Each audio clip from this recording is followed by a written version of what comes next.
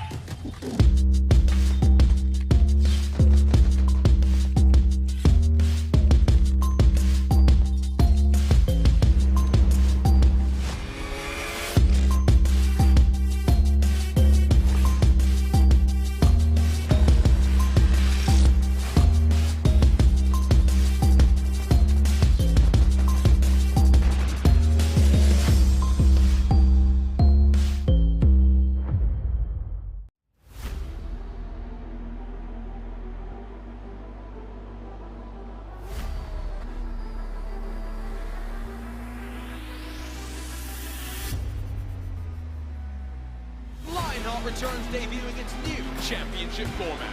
For the first time, Lionheart's best will battle in a multi-class format featuring BMW's all-new M Hybrid V8 and M4 GT3 machines. 55 drivers will face off in the ultimate test in the ultimate driving machine. 18 races at the world's most demanding road courses where traffic takes on a whole new meaning. This year, Lionheart will crown 2 champions, whose name will be etched into Lionheart history books. Find out next. The Blackkicker Sportscar Championship, presented by BMW Performance Driving School, starts now.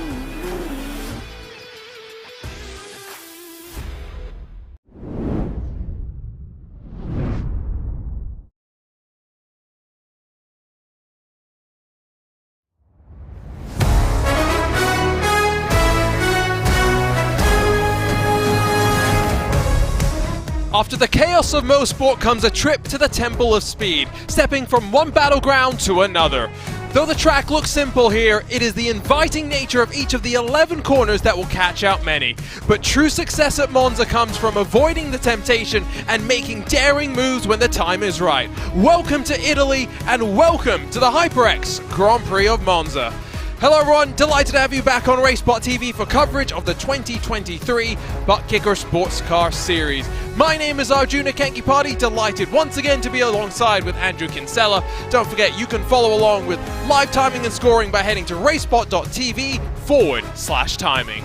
Let's dive straight into our BMW Performance Driving School pre-show because almost halfway through our 2023 campaign, well, one champion looks to be running away, while 2 more potentially still have plenty of struggles left in their path. Andrew, it's been such a fascinating first half of the campaign, and what better place to come than the Temple of Speed to really challenge the drivers to close out the first 9 races. Absolutely, Arjuna. Monza is one of those places that breeds action and chaos, so it's very exciting and very appropriate that we cap off this fabulous first half of the season here at Monza today. But looking ahead at the second half of the next level racing schedule here, there's some really nice tracks coming up in that second half too. Look at Road American, Silverstone, and even further along into the likes of Imola, Suzuka, and Daytona to finish this off in the new year. This is going to be a fascinating second half just as much as the first half was. We can't wait to see what we've got in store as we run our way in towards 2024. Still a long way to go. Let's run you down through the BMW Performance Driving School LMDH standings. We got a tie at the top, and well, with drop rounds still plenty to factor in as we work our way to the second half of the season. Hard to really tell how this championship is going to go. Austin Young, Graham Sanders still chasing down Phil Krause and John Baderfer, but ultimately, given how wild the first half of the season has been, Andrew, any one of those four could make a break in the second. It doesn't get any closer than this for these Lionheart drivers. As you say, all four of those drivers at the top of the standings still have a shot. I would even say that Valiokas, if he can start improving his attendance a little bit, could still be in with the shot with the drop rounds coming into effect. So there's a lot to play for among these LMDH drivers. That is, of course, the prototype BMW M Hybrid V8. This is our GT3 standings, which get split up into Pro and Am. They fight on track together for the same points, but we classify them in the championship separately. Sean Campbell, well, the streak will come to a close. 8 races in a row he's come out on top, but unfortunately technical internet issues means he might be watching on from the sidelines. And Ryan Otis, Joshua Chin tied for second spot, have plenty, I think, of focus on them for today. While in the AM Championship it's been all about Chase Wilson, who if he was running as a pro, Andrew, would be inside of the top 5. Yeah, it's such a shame that Sean Campbell's streak may come to an end here today if he can't get back on into the session here, but We saw last time out at Mosport that it was really the first time that Sean Campbell was truly pressured throughout the course of a whole race, so it was shaping up to be a really great race here today. But as you say, both of these standings have sort of runaway leaders here for this first half of the season, so a little bit less action, but there's still a lot to play for. Ryan Otis, Josh Chin, but look at those AM championships. Chris Reagan and Trevor Malone are having a knockdown drag-out fight for second there as well. Yep, there's plenty to look at in the GT3 standings, and as we look at the HyperX Team Championship, we are seeing a bit of a breakaway, at least at the front. HydroRace Geodesic Racing, not with Austin Young, but instead with John Baderfer and Graham Sanders running with 461 points, now 100 clear of Synergy Lavoie. In the GT3, it's Synergy Motorsports, Matthew Morhart backing up Ryan Otis very effectively. WMP Racing, that's Sean Campbell by himself in second. Boy, has he had such a wild first half to the season, and well, finally we'll have some focus at the front and on a slightly different driver. Here's a rundown of the Gomez Sim Industry Series details in the very first year of the Buttkicker Sportscar Series, the 10th year of the Lionheart Racing Series. For the very first time as well, there is multi-class madness. The latest BMW M Hybrid V8 and M4 GT3 machines both debuted on iRacing before they turned a wheel on track in anger, and of course they all race with custom fixed setups built by the Majors Garage. They're fighting for their share of $18,000, and for your LMDH and GT3 champions, they walk away, or rather drive away, with a BMW M4 GT4 experience at Thermal California's BMW Performance Driving School.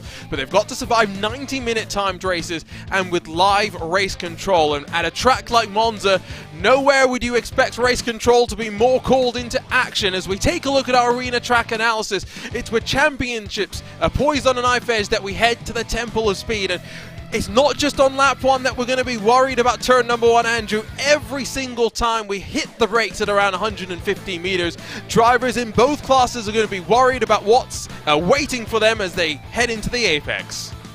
And it's not just the brakes that are tricky around here, it's also the gas and balancing the throttle on the corner exits, especially with the LMDHs and that turbo hybrid that they have there. It can really kick in and throw a car sideways. We've seen a number of times in practice already, cars getting loose and out of shape, so it's going to take a lot of bravery and a lot of courage to extract the maximum amount from these cars lap after lap here.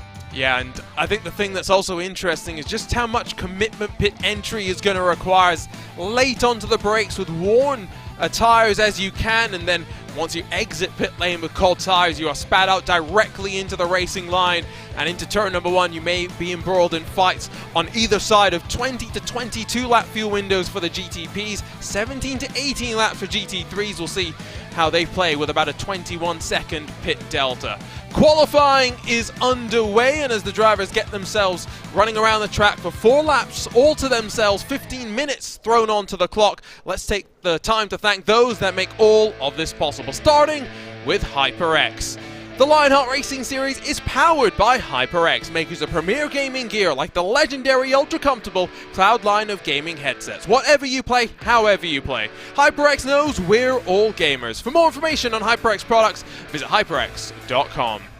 You're passionate about sim racing, but it always feels a little flat compared to the feeling of driving a real car. Now you can actually feel what it's like to drive a race car. Butt kicker haptic hardware and software are easy to install and let you feel every bump in the track, slip of your tire, and engine redline. The tactile feedback is so accurate and realistic, you'll be driving faster and having more fun than ever before. Visit thebuttkicker.com to learn more. If you think sim racing is thrilling, try getting behind the wheel of a real race car. The BMW M4 GT4 experience at the BMW Performance Driving School in Thermal, California puts you in the cockpit of one of BMW's fastest cars, complete with roll cage and racing slicks. You'll get fitted with a racing suit, practice pit stops, and lap their track with pro instructors. Nothing virtual about their thrills. To book your M4 GT4 experience, call or visit the links on screen. Next Level Racing is an industry-leading cockpit and motion simulator manufacturer devoted to creating the most immersive experience possible for the global sim racing community. Take your racing to the next level and visit nextlevelracing.com. Gomez Sim Industries are makers of high-end esports equipment and controls, precision-built using nothing but the best materials available today. Passion and handmade craftsmanship drive each made-to-order build, creating a driving experience like no other. Visit GomezSimIndustries.com. Arena is an all-new esports streaming experience driven by real-time interactions between gamers and their communities. Arena brings live broadcast fan engagement to the next level. Get involved and make a difference on arena.tv. And last but not least, graphics. From simple logos to full branding for your company. Virtual designs, deliveries, race by Indy 500 champions. Graphics offers the finest quality with a wide range of design services. Visit graphicsesports.com. Under 6 minutes left to go in the solo qualifying session, and as they run right now, it is close at the front of the GT3s in the absence of Sean Campbell. It's slightly larger at the front of the GTPs. The LMDHs, where it is Graham Sanders that, with a 1:33.000, currently sits on pole position as he works to the line. It's Synergy Motorsports 1 and 2, though, Andrew, in GT3. Yes, it is. And Matthew Morhart has shown some real speed here today, Arjuna, and it's really good to see that because he's been so consistent all year, but he hasn't quite had the pace of his teammate Ryan Otis. Look at that, only 0.06 of a second between the two of them.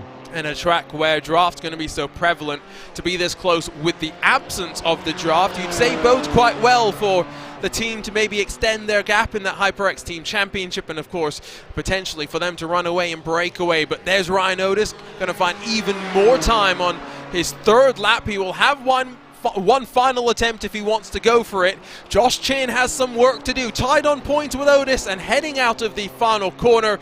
No longer technically the Curva Parabolica, now the Curva Alboreto, even though it refuses to stick in my mind. And Josh Chin's going to practice that tricky pit entry.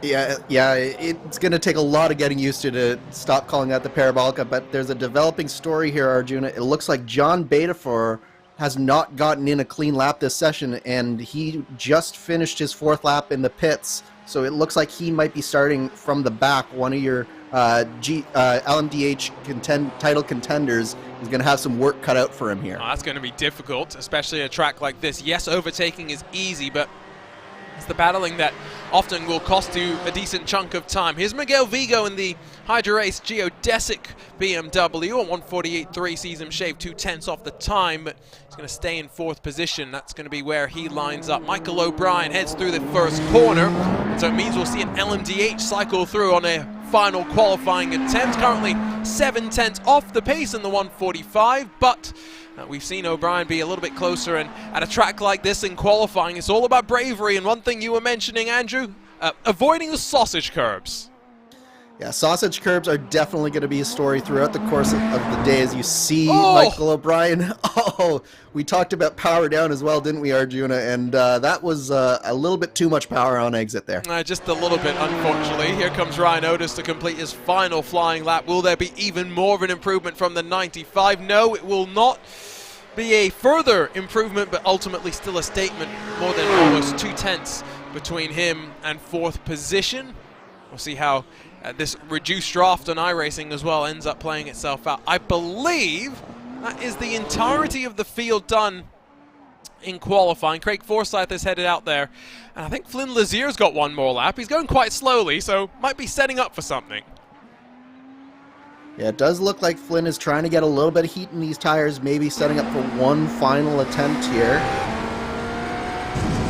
He is finishing lap 3 right now, so this should be one last attempt for Flynn Lazier. Try and cut that deficit to Graham Sanders in first. Tell you what, let's ride on board for a lap here and see how things play. Riding on board with that number 4. In towards turn 1, about 150 down through the gears and into first, which is going to mean on power down, like Andrew was saying, watch the traction. But as the hybrid spools up and runs you through another 1 kilometer of action, it's through Curva Grande that you're going to just run the minimal line and try and hug as much of that white line as you can. Don't touch the curb, slightly unsettle the car, unsettle the momentum. In towards the Roja, the second of the chicanes, where sausage curbs are a lot more of a factor in a prototype like this, which can be stiffly sprung to maintain its aerodynamic platform. And then a couple of 100 meters in between each of the Lesmos, Flynn Lazier is going to overcommit through the first of them and pancake his car into the wall. Well, you don't need traffic to make mistakes at Monza. No, and you could just see the level of commitment that Flynn Lazier had to have. He had to nail that lap absolutely perfectly, and it was just a small mistake that cost him. And you saw just how quickly that inside wall comes up there when you make a mistake. So I think that does mean that all cars, bar Craig Forsyth, are done in qualifying. Forsyth has no time on the board just yet in the 4D Raceware number 53, and so he'll go through Lesmo 1 slightly more successfully than Lazier did. Now the second Lesmo, where he's being a little bit too tentative, I'd say, with the left-hand side, pushing the limits of the track at a place like this and maximizing your momentum, so important. Absolutely. You almost have to be inch perfect because you need to get absolutely the maximum amount of speed down these long straightaways. So it's full commitment on the brakes, full commitment on the gas, and just praying that you have judged the corner appropriately. Well, we are going to see the number 53 run its way to the line. Let's take a quick look at the weather conditions. You can see mostly cloudy. That's going to be an interesting one to see how the potential cloud coverage changes over the course of our 90-minute race. Yes, and look at the time as well. We're at 12:49 in sim time, so that means that it's going to be getting hotter and hotter as this day unfolds here. So that's going to be very interesting to watch if the tires start to come into play with these long straightaways. And so Craig Forsyth just punches in a lap time to classify himself onto the board. He will line up at the very tail end of the field, but as qualifying comes to a close, it's Graham Sanders on top in the LMDHs. It's a Synergy Motorsports 1 and 2 in the absence of Sean Campbell. Boy, is that going to be an interesting storyline to track over the course of the 90 minutes here at the Temple of Speed, but we're ready to go racing. Let's run you down through the starting grid for the HyperX Grand Prix of Monza.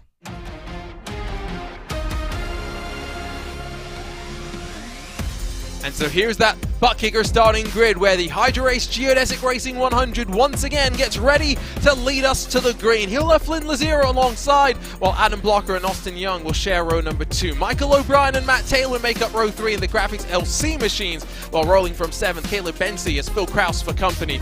Of course, tied for the championship lead. Synergy Le Mans Motorsports second in the team championship, but on row 5 with Guyon inside of Syrah, it's Alexander Van der Sant along with John Bader for 2 cars not really getting to grips with the track in qualifying, and starting from the very back of the 12-car BMW M Hybrid V8 field.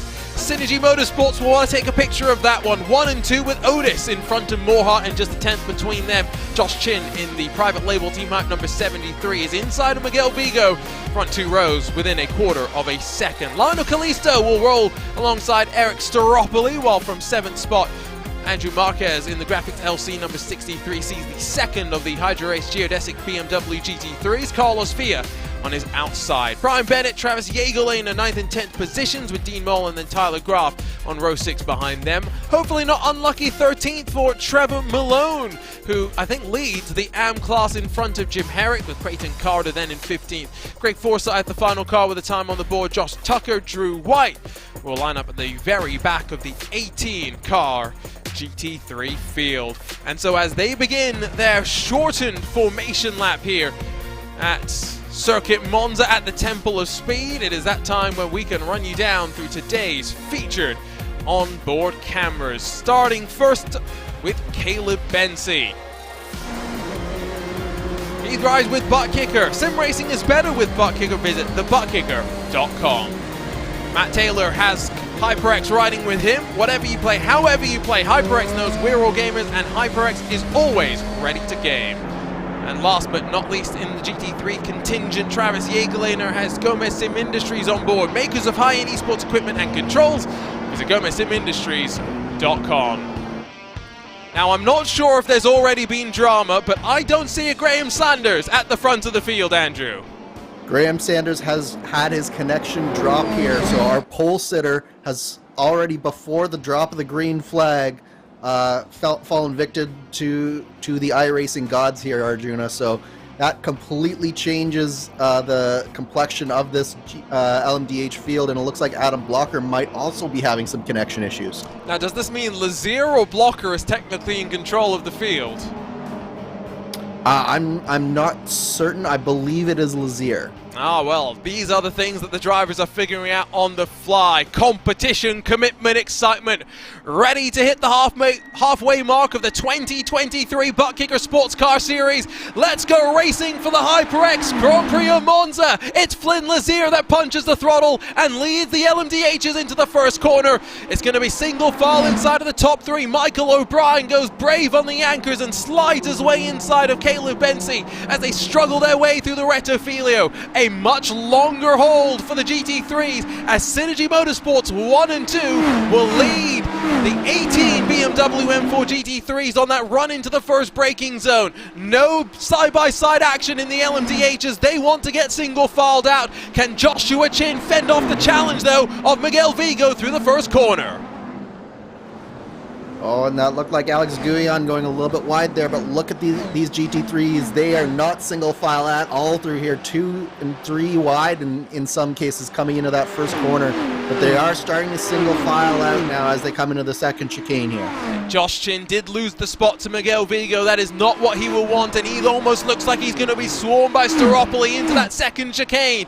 Now, if you are side by side in the GT3s, you're going to struggle if you're on the outside, and no one's content to fight. Through Ascari, the LMDHs fly their way on through. Looks like Caleb Bensi hot on the heels of Michael O'Brien, but the top three all separated by 1 second as we come towards the end of the opening lap.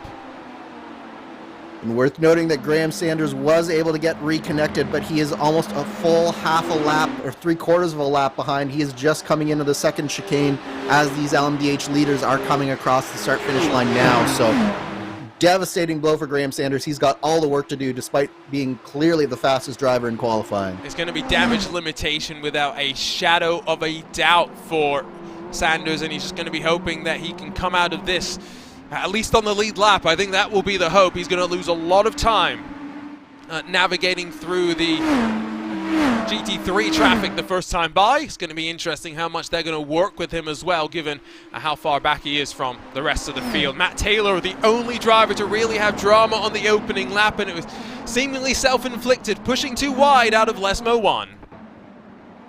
Yeah, just a small mistake there. It looked like maybe that was John Beta for trying to get through and get by some of the drivers after he had that dismal qualifying effort. Taylor tried to go side by side through Lesmo 1, and it's just so difficult to do that. There's virtually no grip on that outside line, and you saw what happened to Matt Taylor there. I think part of the issue there was as well just how much of a bounce he got over the second chicane. That inside the second part of the curve, so high up in the air, can definitely catch you off guard if you are not watching out. And again, stiffly sprung LMDHs just because you are trying to maintain an aerodynamic platform and get as much grip as you can. Here are the GT3s. Don't think we're going to see too much of a breakaway here, even though the draft is a bit reduced, Andrew. And that means for Joshua Chin, yes, he might have dropped behind Miguel Vigo, but fuel saving comes into play. Yeah, I was going to say, Arjuna, the draft may be reduced, but I don't think it's been reduced enough to have an effect here at Monza, because it is just a full draft train. You're looking at least 12, 14 cars in that main draft train still after a full lap and a half here. And Josh Chin even was able to draft back up to the back of Miguel Vigo now. So, yeah, I think that we're still going to see a lot of drafting here today. Do you like a conga line, I would say? I hope the answer is yes, because it's going to last at least until the first cycle through of traffic. If you're wondering how long that is going to take, well, take a look at the track map. The LMDH is heading off past the second chicane up towards the top of the Lesmos. Meanwhile, our GT3 field just filtering out of Ascari. You could see Graham Sanders filtered in there as well. I would say give it, well, get a better indication at the line in terms of proper lap times here. It's about 13 seconds difference in terms of lap time, so maybe another 2-3 laps. Another 2-3 laps for everyone but Graham Sanders. It does look like the timing and scoring, his connection loss did cause a little bit of havoc with that, but he is caught into this GT3 pack, and he is just entering the first chicane and trying to negotiate this draft train, so I think he's going to lose probably another 5 or 10 seconds as he negotiates these chicanes with this draft train fully intact. And you did note the swap around between Vigo and Morhart. Clinically executed on both sides, you have to say. Morhart not wanting to lose ground in the 62, and Miguel Vigo wanting to close up towards the bumper of Otis and put himself in a bit more control. There's the 100, put it on pole position. Did not lead us to the green, and having to make those dicey calls, trying to find grooves either side of the much bulkier and lumbering GT3 contingent. And this is where, for him as well, he's not going to want to make any enemies. He's not really fighting for too much, just make things as easy as possible for everybody. Oh, we have some developing drama here, Arjuna. Flynn Lazier has been black flagged. I think he may have jumped the start. Yeah, I did wonder.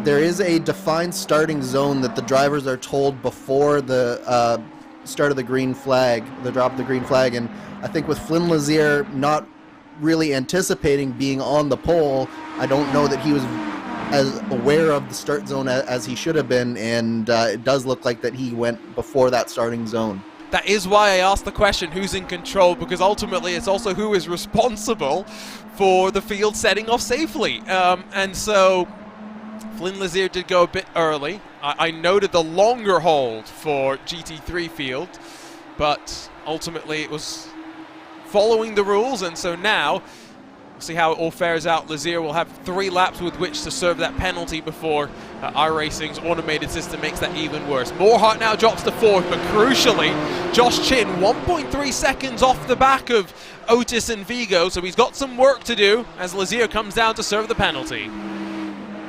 Yep, didn't want to waste any time there. He is serving the penalty right away.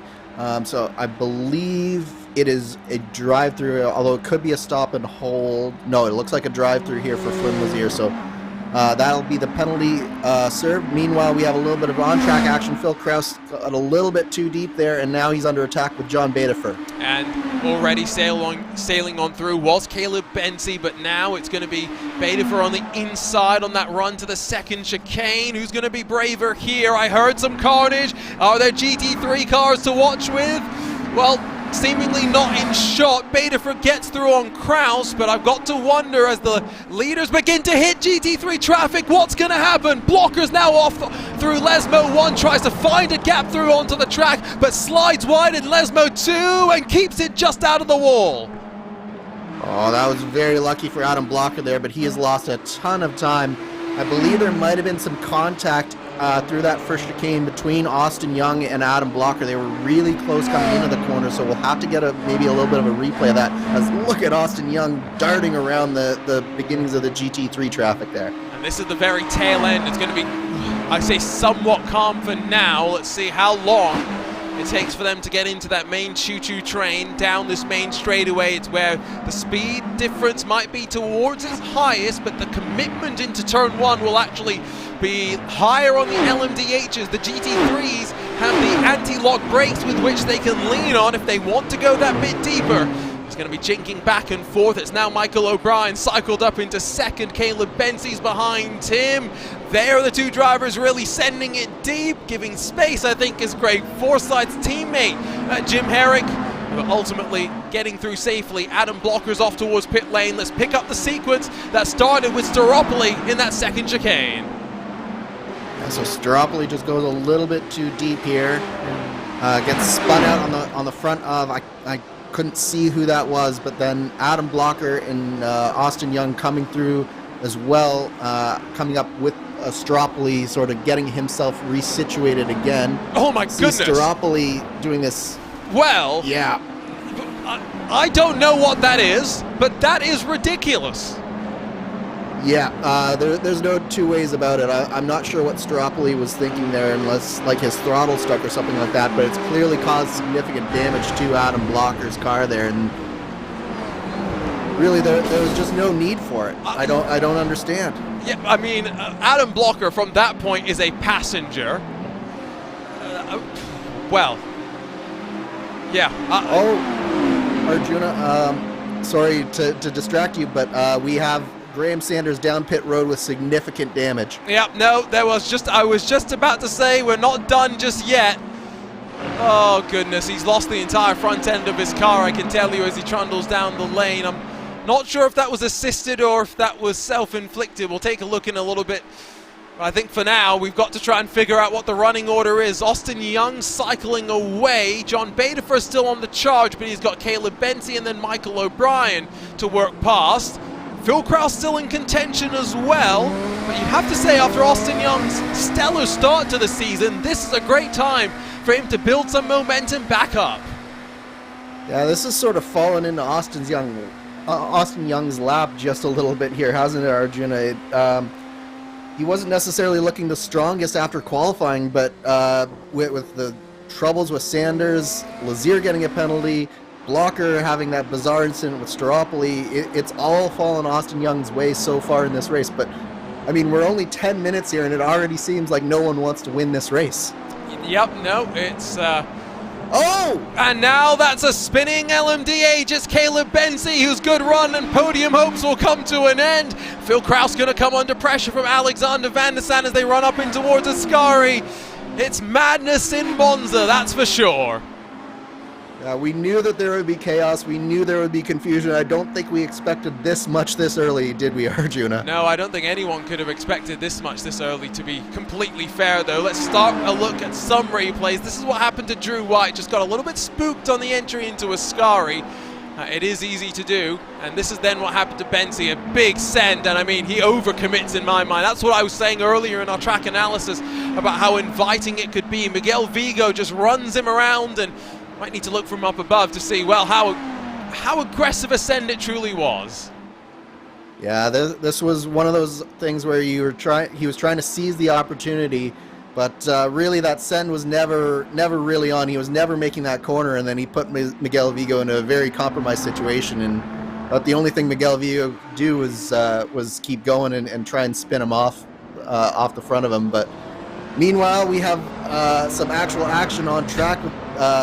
Josh Chin is under a little bit of attack here from Matthew Morehart. They've been having a nice little battle here while we've been in all of those replays. Well, yeah, it's the fact that Miguel Vigo lost all that time that means that Vigo's feeding the draft to Chin and Morehart after he made the effort to get past the Synergy Motorsport 62 and try and work his way that little bit more forward. So in terms, by the way, of retirees, Graham Sanders, there's no replay that we can show because he had technical issues that led to his car going around. He, I think, will be done with this race, as is Adam Blocker, as is Eric Staropoli. Caleb Benty's in pit lane. Would not be shocked if he becomes the fourth retiree of this race, Andrew. Yeah, he's certainly got some fairly significant repair time ahead of him if he is going to stay in it. I do think that of all the drivers that have had issues happen to them, Benty is the most likely to be able to repair it, but it will take at least a few minutes here, so he will be well behind the lead of the race by the time he rejoins. And he's already one lap down, been in pit lane for almost 60 seconds and counting.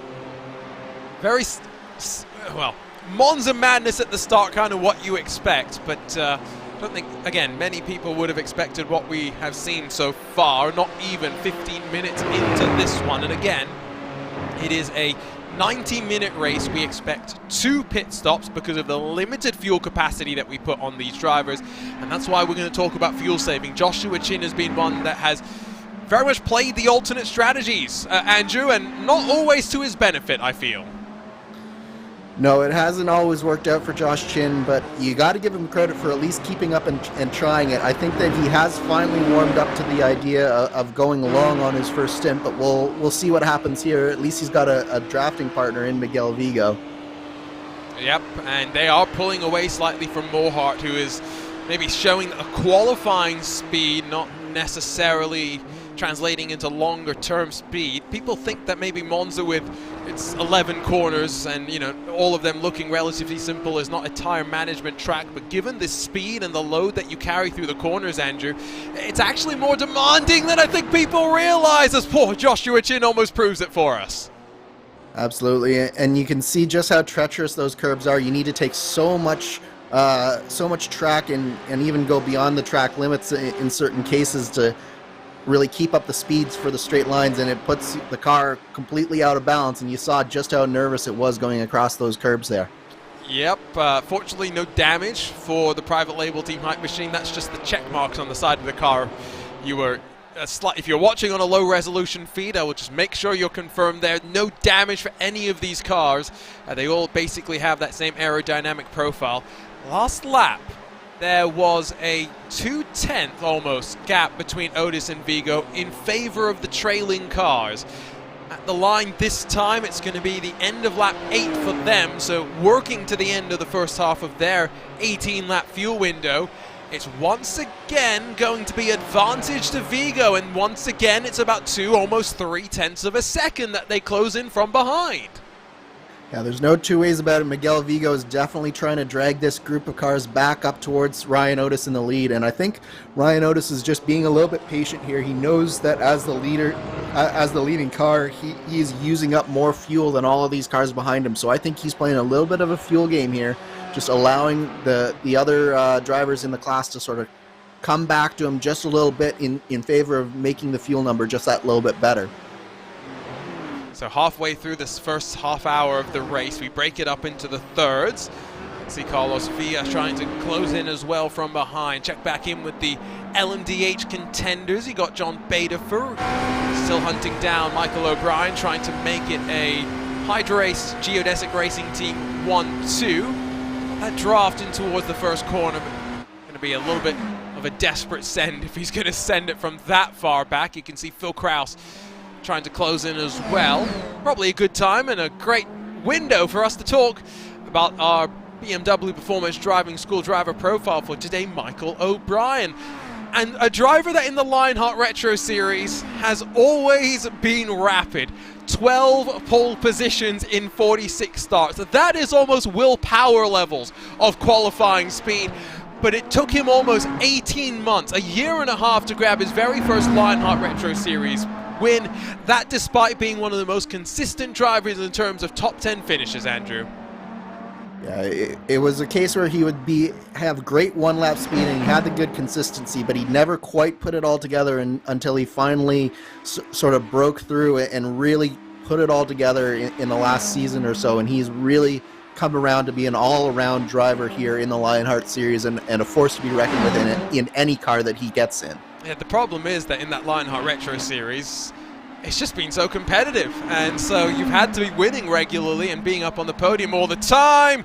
Michael O'Brien, I think, making a bit of a mistake on the exit of Ascari, getting the rear end a bit out on him, and now the opportunity for Baderfer to look the long way around. Oh, that's brave in towards the Parabolica, and he's going to make it stick. Runs himself just inside of track limits, but Michael O'Brien still almost inside. Now has the draft heading off into turn 1.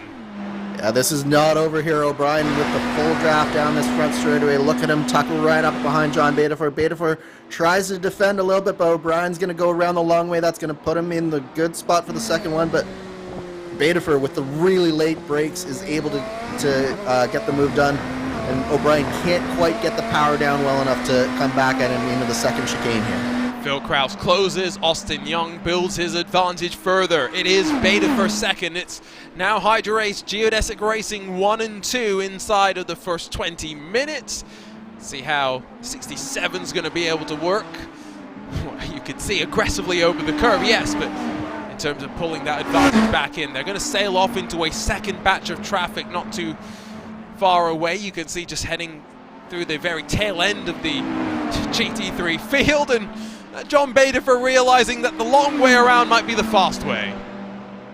Yeah, sometimes you just have to be able to pass where you can, and the GT3s, they go through the Lesbos just so much slower than these prototypes do because of the downforce advantage that the prototypes have. So Baderfer with a little bit of a brave move, but it pays off in the end. I always say that you can't always learn traffic management in a classroom or at anything. You just have to go out there and race, and so that's where, for Baderfer as well, the knowledge of having made moves like that in the past might come in handy. Now, Austin Young has lost almost a full second just through that final corner, getting stuck behind that 71 machine, and so now the two teammates within 2 seconds of one another. That's a big lunge up the inside from Baderfer. It's going to put him at least with some separation to O'Brien and Kraus, who still have to get past Creighton Carter's stricken GT3 relatively on exit. Just look at the difference in terms of horsepower as they get off the corner. Yeah, there's no track, I think, on the schedule more than Monza where the differences between the LMDHs and the GT3s are more apparent. And you can, as we watch Michael O'Brien under all sorts of pressure from Phil Kraus, I don't think Kraus is going to look into the Lesmos here, but he is certainly looking to get past Michael O'Brien sooner rather than later. He can't wait too long, though. He's got, whoa, there's the pressure from O'Brien showing. You can see him going for the desperation send, and now overcommitted on exit. Lost a bit of the hybrid drive, and that allows Phil Kraus to spool his up. And outside of Ascari already, O'Brien's been passed once around the outside. But surely not this time. He slams the door shut on Phil Kraus. But now 3 seconds behind John Baderfer. I was going to say that's cost them a lot of time here, Arjuna. And it's just them fighting with each other. And it's going to actually probably even allow Alexander Van de Sant to get into the fight here pretty quickly if they keep this up. So Kraus really wants to find a way around O'Brien quickly here because he's got to get back in contact with Baderfer and Young. Let's check in with the top 3 in the GT3s, where it's within 2.5, and once again last lap it was 0.2 of a second or so that the gap was reduced by. For Miguel Vigo, we know the fuel mileage will be a concern, but I think ultimately if you're Joshua Chin here, we're talking championship, right? Because Otis and Chin tied on points, the first real opportunity to grab a victory in 9 races, which is ridiculous when you say it. It is ridiculous, and it's unfortunate that it came here.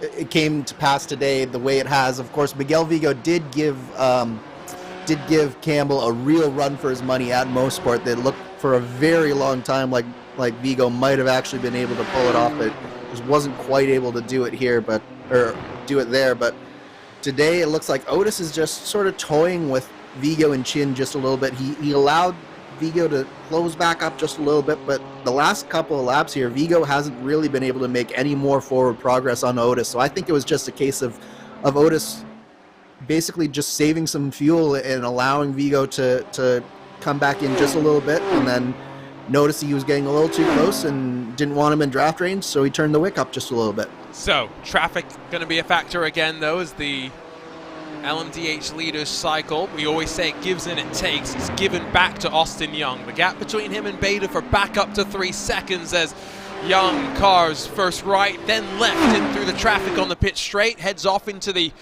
opening corner. It's about 1.2 kilometers from the exit of the Parabolica into the braking zone and the apex of the Rettifilio. And now with just Ryan Otis to get past. Both Young and Otis about as fortunate as you can get in terms of how the traffic played for them. Phil Kraus slides on through on Michael O'Brien and now sets to work 3 seconds behind John Baderfer. Nice tidy little pass there from Phil Kraus. Not really as much drama as we saw with them in the earlier maneuvering that they had. At the end of the day, it was rather elementary for Kraus getting through there. But he definitely has some work to do in front of him just to get back to the back of John Baderfer here, and he really can't afford to let Baderfer get much further out than he is as he works his way past Josh Chin and Miguel Vigo as well. Look at the lunge from O'Brien. He really likes that move into the second Lesmo. It's a move that really, though, costs you more than anything. Ascend into Lesmo 1, there's only 300 meters or so after that before you get to Lesmo 2. If you make a send through Lesmo 2, all the momentum that you lose into Ascari, which is another 900 odd meters away, it's a tangible difference in my mind, and these are those things where I think certain drivers have certain opinions on how they want to play with traffic. Speaking of traffic, Josh Chin has lost out of drafting range now on Miguel Vigo. Yeah, that was a shame for Chin. He just got caught up at the wrong points in time there. Maybe a little bit of an issue on power down there for him as well, and it's just cost him the draft of Miguel Vigo here. It'll be interesting to see if Chin was saving any fuel, and he might turn up the wick here as well. So at this stage of the race, it's really fascinating to see who actually has the speed to get back up and who was just sort of hanging around in the draft. 5 minutes before I think we'll get the start potentially of a fuel window. We're on to 14th lap of running for the GT3s and a 17 to 18 lap window for them. The GTPs are on to lap 16 of their stint, which is only 4 or so laps away from the entry into the 20 to 22 lap window that we were told to expect in the actually increased capacity that we have seen in the middle part of this season, courtesy of the iRacing updates that continue to come. The interesting thing is that iRacing have teased some more LMDHs to join the fun, and I think it's going to now put some question into the drivers' minds. What changes do they have to look forward to in a couple more weeks when we roll around to another iRacing build week? Yes, the more cars get out there, as we've seen with GT3s in the past, the more that the BOP gets fiddled with, shall we say, on these updates. So I wouldn't be surprised if there wasn't some changes to these LMDH cars come this next build. One thing that I do want to just touch on is, obviously Flynn Lazier had that penalty at the beginning of the race. He's not out of this, Arjuna, is he? He's only 18, 19 seconds back of Austin Young, despite going all the way down that pit lane. So he's still well within being able to strike, certainly out of top 5, but maybe even a podium. He has had the advantage. I did note this. He had 3 laps to serve the penalty from when the race control officials gave the black flag to him. He took it immediately, and so he didn't have to go through traffic the first time, which is one of those things, Andrew, that some people might think, oh, it's not that intelligent, but it probably saved him 2, 3, maybe 4, 5 seconds, which in a race like this might be that difference between a top 5 or even a podium. Absolutely. Just having even like 2 or 3 more gaps that he could slot himself into, it could have been worth at least 2 or 3 seconds for him over the course of the race. So, as Flynn Lazier nearly bins it coming out of Lesmo 2 there. He's still pushing, that's for sure. You know he's not going to expect things to come his way. Can see the 2 teammates at the front of the LMDHs only split by 3.2 seconds. Phil Kraus losing ground currently to them. Miguel Vigo gaining ground. Hydra Race Geodesic on the charge. Now only 1.2 back is Vigo, and with 2 or 3 laps before he's due on pit lane, maybe a chance for him to sit in the draft and save a bit of fuel at the end of the run. Yeah, Josh Chin is also gaining on Ryan Otis as well. It's not so much that Vigo and Chin are going, Chin is going faster than Vigo, but both of them are going faster than Otis at this point. So you always have to wonder here, is Otis now having to save just that little bit more fuel, or is it just Miguel Vigo and Josh Chin are that much quicker? So, going to come to the end of laps 15 now for these drivers. Graham Sanders has headed back out onto track, wants to try and salvage a couple more points and get into the top 10 potentially today. See if he's going to be able to do that in the number 100. Once again, I noted a big time loss for Austin Young. Not sure exactly what happened to him, but it's into the first chicane where something went wrong. He bailed from the corner and then ate a slowdown penalty, but not all is well in that car. Yeah, I think he just got in a little bit too hot here, and rather than locking up the rear brakes too much, he just bailed out of the corner and went across the sausage curbs there. Oh yeah, well, probably about 20 meters, if that, too late into the braking zone, but that's all it takes here. Doesn't, and he's going to be lucky if there was no damage to the underside of his car, and that could cost him not only time on the track, but it could result in some repairs that have to happen when he comes down pit lane here. Once again, though, traffic gives and it takes. It's given straight back to Austin Young. Now 2.2, that gap to John Baderfer, who lost his own little gaggle of time on the very same lap. In through first corner once again. You can just see how careful they are with the track limits, trying to make sure they stay within each of those sausage curbs and use only what makes sense for their machines. It's going to be slightly different, the lines that are run in the GT3s, which can eat those sausage curbs just that little bit more. Well, Matthew Morhart says that he wants to take all of the track limits on offer through the exit of Ascari as well. Yeah, and that's a corner where you really are pushing as hard as you can, because this run up into the Alboreto corner. Oh, you did it.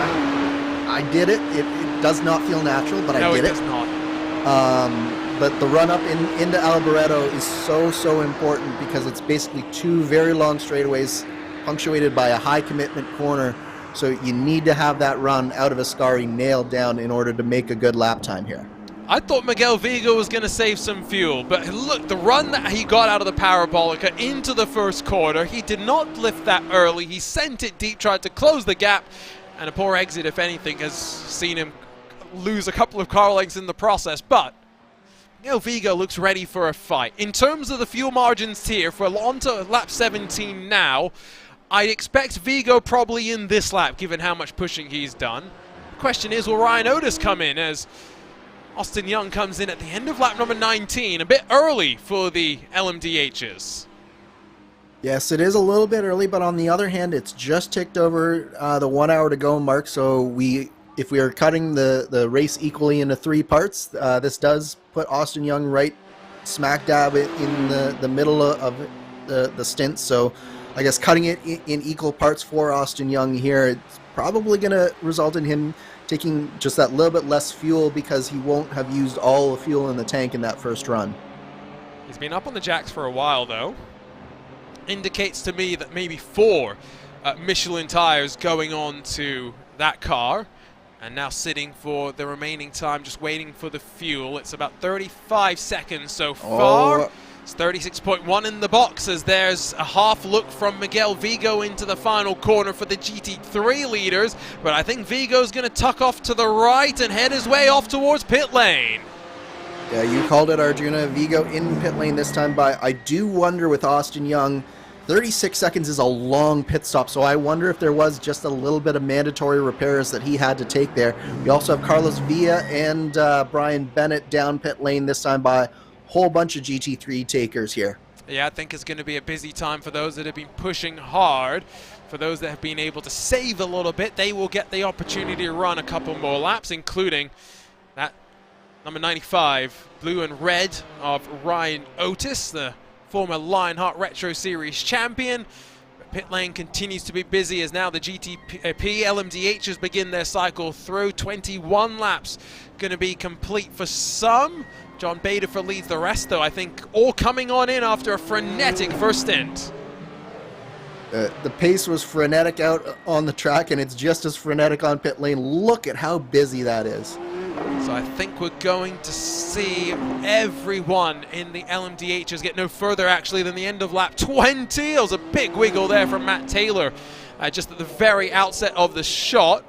But everyone safely through the pit lane, at least seemingly. Otis is going to come to the end of what is going to be an important in-lap. He cannot afford the undercut to work here. He's got to make sure he executes now on pit entry and pit exit. Yes, he absolutely does. He needs to get every single second of lap time that he possibly can here to ensure that he gets out in front of Miguel Vigo. Of course, Miguel Vigo in a little bit of traffic here, so that's going to help Ryan Otis here. Definitely not what Vigo was hoping for. Creighton Carter nearly loses it through Lesbo 2 right in front of Miguel Vigo. Well, there comes Otis off towards the pit lane. The thing with the traffic is that if they're relatively quick, traffic in the draft can help you, but if they're not as quick, then it can hinder you. And so maybe hindering more than helping for Vigo there as he dances his way through Ascari. Those tires coming up to temperature. For Ryan Otis, it is up on the jacks, and it is going to be fresh Michelin tires going onto his machine. Same story for Matthew Morhart and Josh Chin. We have seen Chin do a couple of interesting short fills. Will we see that here today? Always worth watching Chin for strategy. He always seems to want to do something different from his competitors. Does look like he maybe shaved off just a couple of seconds there. He was almost 2 seconds quicker than Ryan Otis, so he might have taken slightly less fuel. Here comes Miguel Vigo. Here's the race off pit lane. And it's a whole bunch of momentum for Vigo. Should see him get past Chin, but it's going to be tucking in behind once again the race leader, Ryan Otis. Josh Chin, I think, has actually played the strategy about as perfect as he can. Minimize the amount of fuel to the point where he is in the drafting range, but not too short that he leaves himself vulnerable with a lengthy final stop. Yeah, there's not much better that Josh Chin could have done at that point. And of course now he's going to be behind not one but two drivers that he can draft behind, so he can minimize the time loss on his final pit stop in terms of having to take maybe a little bit more. If he can save behind these two drivers, he won't have to take very much more fuel than they do anyway. So this is basically the perfect scenario for Josh Chin. It is hard now for Ryan Otis to figure out what he will want to do. We'll see how aggressive he is going to be in terms of maybe dropping further back into the line. They are well and truly clear of Matthew Morhart. Josh Chin's got to be very, very careful. He does not get peeled off the draft here, though, because that will undo everything he worked for in this pit stop window. Yeah, and there's so much pressure on Otis and Vigo right now as well, just because they need to be making sure that they make the right decisions in terms of the fuel strategy, because basically at the beginning of this stint, this sets you up not only for what's going to happen the whole way of this stint, but it also sets you up for the finish line. So all three of these drivers, they need to make the calculations now to figure out what the strategy is for the rest of the race. Let's take a look at a couple of replays, starting with Jim Herrick in the number 40. Just a bit too much speed into the second chicane, maybe spooked by the LMDH traffic that was oncoming, and just hard into the wall with the left sides, and you could tell left rear suspension instantly done, and that car was going nowhere quick. Dean Moll on pit exit. Is this going to be cold tires? Is it going to just be side-by-side battling with the VOR number 44, Josh Tucker? Well, a little bit clumsy, I think, there. Yeah, I think Tucker needed to back out of that. He was never really alongside for that second half of the chicane there. You sort of need to back out at that point. He had a lunge up the inside, but I mean, look at the 31. He's 90% of the way back by him. So if I were Tucker, I think I would have backed out there. But yeah, it's just a little bit clumsy all around. One thing to note that I noticed on the Jim Herrick replay is that if you ever wondered about the commitment of these drivers, Graham Sanders is back out 12 laps down, but he is determined, and he has gotten 2 positions because he went back onto the racetrack here. So he is determined to get every single point that he can in this fight for this championship.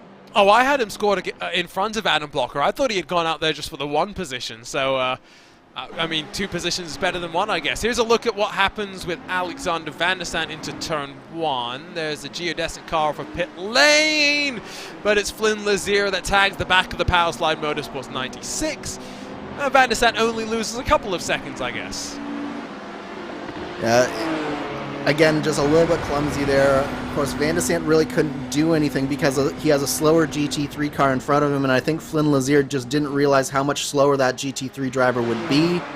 Van der Sande's trying to take it cautious on cold tires, and they just come together there. I think that's more of a racing deal, but it's still... And here we go into turn number 1. Miguel Vigo had a go, but Ryan Otis is having none of it.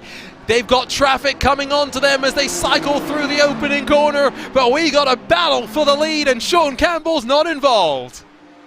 We have an absolute battle here for sure, Arjuna, and Miguel Vigo is putting all sorts of pressure onto the back of Ryan Otis. It's going to be very difficult for Otis to sustain the pace that he is with the pressure. And look at Michael O'Brien coming through as well. This is going to throw another wrench into this. It looks like he might go for both of them here. Oh, and Vigo just barely tried to look there. I think he thought better of it, though.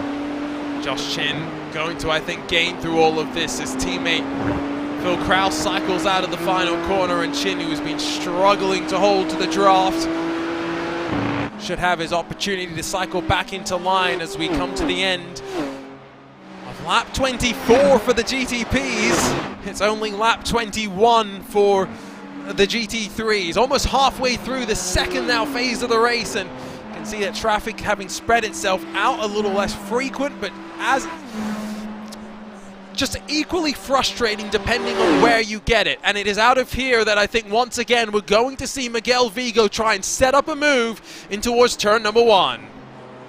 Yeah, we talked about the reduced draft in these GT3 cars, but it is clearly still a factor here at Monza.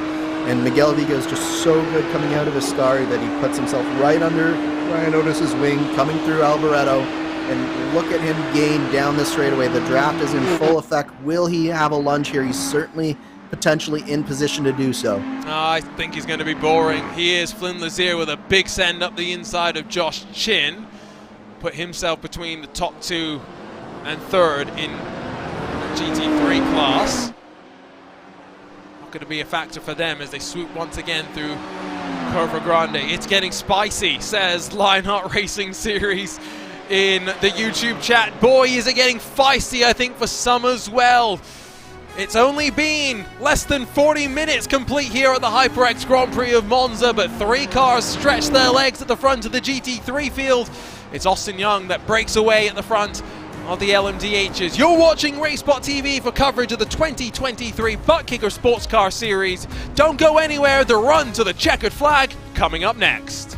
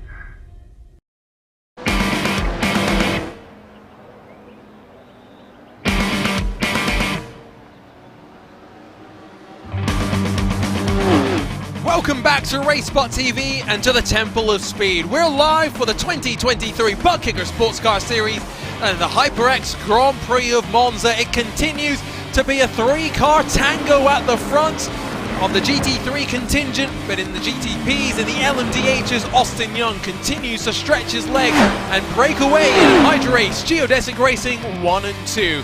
My name is Arjuna Kankipati, delighted to be back alongside with Andrew Kinsella. Don't forget RaceSpot.tv/timing, your home for live timing and scoring for every round of the Puck Kicker Sports Car Series. Andrew, what a wild first half of the race. And now into the second half, I think we have got plenty of strategic interest with which to watch. It's been absolutely incredible this first half of the race. Not only did you have the fiasco at the start with Graham Sanders having connection issues, and then the connection issues causing him more issues. You had the crazy incident between Eric Staropoli and Adam Blocker. You have Sean Campbell with internet issues before the race even begins. It's been absolutely even crazier than we thought it would be here today, Arjuna.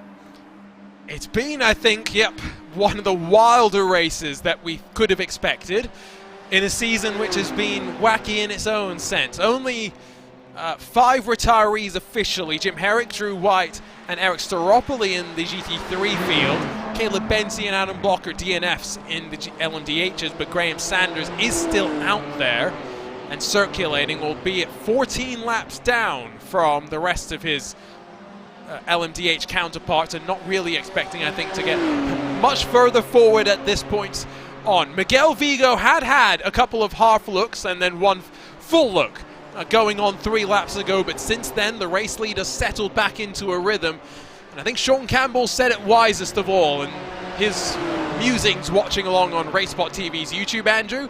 Joshua Chin's lurking and in a great spot potentially to undercut, but I think if Vigo sits here for the next 15 minutes, he'll be in an even better spot, and he's not looking like he's going to go for it, even if he half shapes for it. Yeah, I think he's just keeping Otis on his toes at this point. But you're right, Josh Chin is really looking good, and look at how well he got through that first chicane there. He's doing his job where he basically just needs to stay in the draft of these leading 2, save as much fuel as he possibly can, and then not only will he have maybe a speed advantage on this final stint, he could have the strategy advantage as well.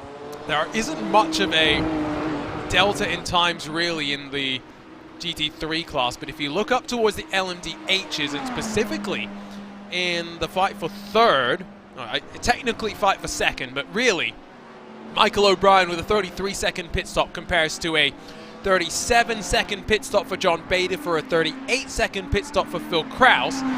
That's almost 5 seconds shorter than the both of them, and so Michael O'Brien with a slight undercut maybe will have to put more fuel into the car in the second portion of the race. Phil Kraus has got some traffic though, effectively, and some dirty air now to contend with. Yeah, and he has to get back around Michael O'Brien as well. Of course, he did that in the first stint, and we saw them battling very, very hard for a few laps there. And then as soon as the pit stops happen, all of his good work has come undone as well. So for Kraus, there's still a lot of battling for him to do. But I think the interesting thing for me is just how much speed O'Brien has shown in this opening part of the second stint to really reel back in John Badefer. I think that's true, but I'm also trying to figure out how much of that is Badefer dropping back from Austin Young, because that margin as low as 1.3, but holding at 3 seconds at the first stint of the race. Oh, Phil Kraus found a hole and really forced the door open. Michael O'Brien relinquishes third position. I was a bit nervy there for a second. O'Brien just caught the GT3 traffic at the wrong point in time, had to lift, and then Phil Kraus with the aggressive move, but the clean move to get around O'Brien there. Look at him take advantage of the lift that O'Brien had to do, and look at the run he got, just shooting the gap in between Michael O'Brien and that GT3 driver. How was there not contact? That is remarkable. Don't think they could have left many pixels there spare. It's going to mean that O'Brien now just, I think, settles into line and will save some fuel. Don't know if he's got the pace either to hold Phil Kraus up too long, and so now 2 seconds between Badefer and Kraus. Fight for second potentially builds. Kraus going to send it up the inside of 1, but not 2 GT3 machines. That's at least somewhat sensible. Speaking of GT3 machines, here's Joshua Chin, who's closed back up to the leading 2. This is what Monza sometimes leads to, isn't it, Andrew? The tension, the building rising crescendo until the final laps when all hell breaks loose.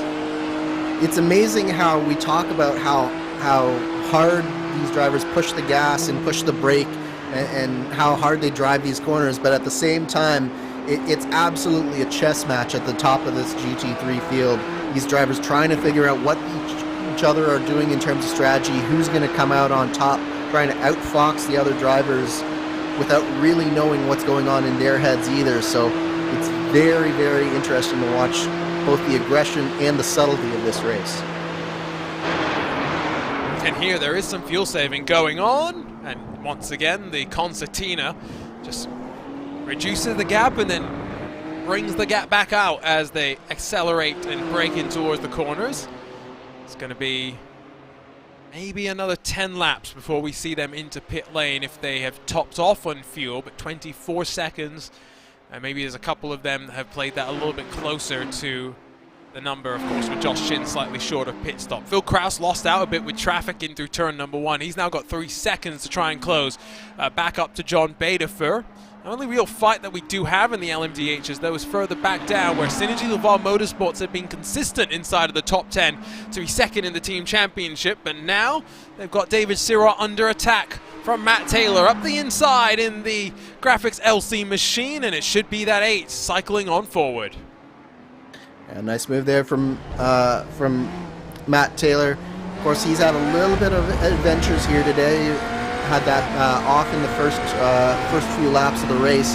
David Sirois, he hasn't shown maybe as much speed as we were thinking he might, given his Retro Series prowess. But at the same time, he's been incredibly consistent most of this year, so it doesn't surprise me to see him just sort of taking it easy, saving the car, saving fuel, and really just trying to gain as much as he can in terms of points on his competitors here. Patience, and then trying to cut back underneath and stomp onto the power as early as possible. These are the cycles of traffic that you will end up going through. And once again, we can turn our attention to the front of the field, but while they continue to run effectively in lockstep in this GT3 pack that still leads at the front, with no Chase Wilson today, it means that there's an opportunity for another AM driver to take the spotlight to be the AM class winner. The problem is that all AMs still outside of the top 10 in points. It's Trevor Malone in 13th that will technically grab the AM win, but not as many points as Wilson has been gaining over the course of the season. Yeah, we've been so focused on what's happened with Sean Campbell that we completely neglected that the AM Championship leader also missing this race. So, yeah, Trevor Malone, I think he was probably hoping for a little bit more out of this race, especially given that his relatively good qualifying speed. But for right now, it's just not gone the independent driver's way, and he's just found himself outside and just sort of circulating on his own here at this point. I mean, he'll take the win, but it's the points again in the championship that, because the pros and the AMs are scored together, he's not getting the points for a number 1 finish. He gets the points for a 13th place finish. Many of the other AMs, though, have struggled. Herrick and White both watching on from the garage and have been doing so for quite a while. You can see Matthew Morhart just at the very back of the shot. 4 seconds off the pace. And again, to Synergy Motorsports, quest for the team championship, it's exactly what they need. The consistent performances of Morhart, even if he might not be at the pace of Miguel Vigo and Josh Chin, that's no shame there. Not many people will be, but he's almost as quick, can do it in qualifying, and can back up Ryan Otis on their quest again for that team championship.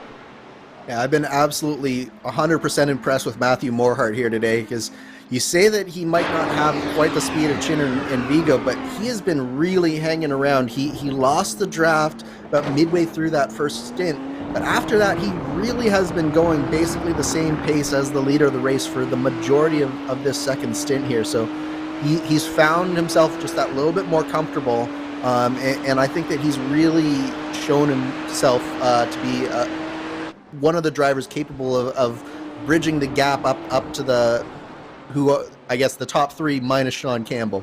Yeah, exactly. Top 3 minus Sean Campbell is kind of the way we've had to phrase it over the course of the season, right? With 8 wins in 8 races. I know the last one was a little bit more contested, but still, the record speaks for itself, and I'm pretty sure that is a streak in Lionheart competition which will never be broken. I feel confident in saying that, Andrew, unless Sean Campbell breaks it in the second half of the season. Yeah, it's so incredibly difficult because the level of competition in the Lionheart series has always just been so high. I think Sean Campbell sort of came in at the right point in time where we have this new car, new series to Lionheart, and he is so experienced in these GT3s, knows exactly how to drive them. I find it very difficult to believe that we'll get another 8th straight streak going at any point in time in the Lionheart series history. It's just the experience as well for Campbell of jumping across of cars, you know, being up towards the front of our Lionheart Retro Series as well, presented by Next Level Racing. So for him to come into a car that he is familiar with, competes with, you know, top level esports drivers. We see Miguel Vigo at that level in iRacing special events often, and in various other endurance leagues. Josh Chin there as well on occasion, but not to the regularity of someone like Sean Campbell, who flies the WMP flag in this series but represents Race Clutch in so many other campaigns. Was telling me after round 1 of the 2023 Porsche Tag Heuer Sport Super Cup that he hated that car, was never going to do it again. Messaged me after round 2, Andrew, was like, I don't hate this car that much anymore. I got 15th in top split. And he was like, for that level of competition, 15th is good. So it's just the mindset that Sean brings to a series, you know, that he's going to win, hopefully going to try and win, and go as quick as he can all the time. It's a true racer's mentality. You need to have that sort of confidence and that belief in yourself that even if you're not winning now, you will be winning at some point in the car, that you can figure it out, that you know exactly going into a race where you think you can land in that race, and a win would be getting sometimes a 15th, or sometimes a 10th, or sometimes a 5th, and working your way up the field. And Sean Campbell has shown across all the series that he's been in that he has that type of winning mentality. And so I think second half of the season, if he is there for all 9 races, don't discount that possibility. The exception being potentially Daytona at the end, where if this race is anything to go off, draft's going to be such a factor there that we could be in for a ride. Look how wide Miguel Vigo went through that final corner, was trying to set up the charge to try and climb up to the back of Otis, and I think potentially with Chin just dropping that a little bit further off the back, is this going to be the lap where a move is offered? No, I guess I was wrong. Yeah, I think Vigo is just really content to sit here behind Otis. I don't think that he thinks this stint is all that important. As long as he can come out within a shouting distance of Ryan Otis for that final stint, I think Miguel Vigo's fairly confident that he can find it within himself to find a way by him on that final stint. So I'm looking at Miguel Vigo probably just holding station here, saving fuel, saving the car as much as he possibly can, and learning whatever he can from Otis, and just continue to study him and find a way by him in this final stint that we are actually rapidly approaching here, because I would expect them to be coming down probably within the next 5 minutes here or so. Yep, they're on to the 13th or 12th lap, depending on when they came onto the pit road, and so 17 to 18 lap runs, give it 3, maybe 4 laps, and we will get the sense for who is a contender in the final stage of this race. Can Josh Chin close that margin, or is he going to be watching from behind and hoping that Otis and Vigo fight and bring him back into the mix out of Ascari? Traffic not playing too much of a factor for the top 2, and it's going to mean that I think we might see something from Miguel Vigo, because he hasn't been this antsy since the time they went side by side into turn number 1, showing the nose. Is that just showing Otis, excuse me, that he's there in the mirrors? Yeah, I think that was all a little bit strategic out of Vigo, because he certainly backed out of it well before the turn into Alboreto there. So I think he was just, because Otis got a little bit checked up coming out of Ascari, Vigo was just all over the back of him coming down that straightaway. Just continuing to save the fuel as well. Deep into the braking zone. Sometimes when you are saving fuel, you got to make sure you don't misjudge how early the car in front of you is braking relative to your references. No such issues for drivers up towards the front. Phil Krause has closed that margin on John Baderfer. It's taken a while. It's now under a second, but GT3 is not far from a pit stop. LMDH is not far from pitting either. Absolutely, and Baderfer and Krause have also both marginally closed in on Austin Young, who's had sort of a little bit of a lonely race up in front on this second stint. But they are slowly but surely closing in on Austin Young, so it'll be interesting to see, is Young saving a little bit of fuel given how much space he has out front. I believe Krause was one of the last to pit on the first cycle, if I'm not mistaken, so that could mean that he has a little bit more fuel to burn here on this second stint. Could extend just that little bit further. We know he did that. He's done that a couple of times to great success. So, yeah, I think that there's still a lot to play for in this LMDH class as well. So just keep your eye on them, especially in through this traffic, as it's kind of just splintered itself all around the track. The 30-car grid, slightly down from the start of the season, means there's a couple more gaps around, which are good for those that want to find clean air, and even better for those potentially that want to try and do something in terms of strategy and go off cycle. We are going to head off on the next lap of this race into the final 30 minutes, where everyone will know their next pit stop will take them to the end of the race, and still with 3 cars within a second at the front of the GT3 field. I'm not sure what the odds Las Vegas would give on terms of a winner here, but pretty long odds, because I don't think anyone's guaranteed anything. Yeah, I would say that each of these drivers have probably around a 30% chance of winning, and I'm going to give 10% to Matthew Morhart when all 3 of these drivers come together in the first chicane one of these laps. That's the thing. You've got to always keep in mind the person that's sitting behind and waiting for them to trip over one another. Tyler Groff going to signal that the pit window is opened, and he comes in from just outside of the top 10 in the GT3 class. We'll see how he now fares. Oh, Phil Krause, we check back in on the fight for second, and he's already looking up the inside of the Hydro Race Geodesic number 67. Yeah, Krause is definitely not saving fuel at this point in the run. He is going full rich, full send for the private label team hype driver. So, yeah, John Baderfer is definitely going to be feeling that the pressure from Krause at this point. And you got to think that it's going to be a little bit distracting for Baderfer as well, particularly because I suspect Baderfer will be coming down pit lane relatively soon here as well. So he's got to be having one eye on Phil Krause just at the time that he needs to maximize his pit in lap. Behind some GT3 traffic, not going to get too checked up. 67, but Krause in the draft has been brave into the final corner, but Baderfer's gone around the outside. Phil Krause is smart, recognizes we're close to a pit stop cycle, doesn't want to go too aggressive, but you can just see the pressure, the different lines that are being run, and now they're going to head off onto the main straightaway, a 1.2 kilometer dash, and painting the white line as Baderfer, trying to hold as aggressively to the inside as he can, forces Krause to poke his way to the outside and into the very bumpy braking zone. Krause concedes and slots back into line, doesn't want to give up too much time as cars head off to the pit stop cycle, including Michael O'Brien.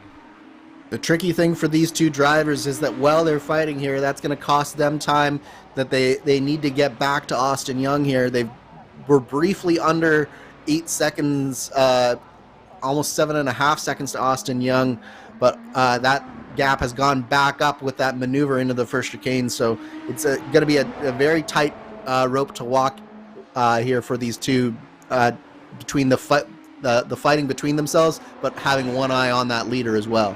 They, I'm sure, have got an understanding that the win is probably a bit too far away. They will also... All it takes is one mistake, Arjun. You can never have the attitude with 30 minutes left in a race like this. We've seen so many mistakes happen today. You cannot have the attitude that leader is too far out. They will probably recognize that 8 seconds is too much for them to close on track by themselves. It's going to come down to an incident or something else. I think more realistically it's focused on the battle between the 2, something that they're going to be able to control, and see if unlike our GT3 leaders, if they will go and have a battle. Miguel Vigo up the inside of Ryan Otis. Where's the battle? Here it comes. And now no draft to either contender. Pit lane traffic, hopefully not a factor for them. Vigo, the nose in front, off to the braking zone of the Rettifilio. Who is going to be the last of the late breakers here? Miguel Vigo, very brave on the brakes. He goes all the way in there. Otis tries to cut back on Vigo, but he's not able to do it. So to the front for the first time today goes Miguel Vigo. Ryan Otis finally relinquishes the lead, but I don't think that this is the last of the battle that's going to be between these two. Meanwhile, in the LMDHs, Austin Young and John Betaford down pit lane, this time by Phil Kraus goes one lap longer.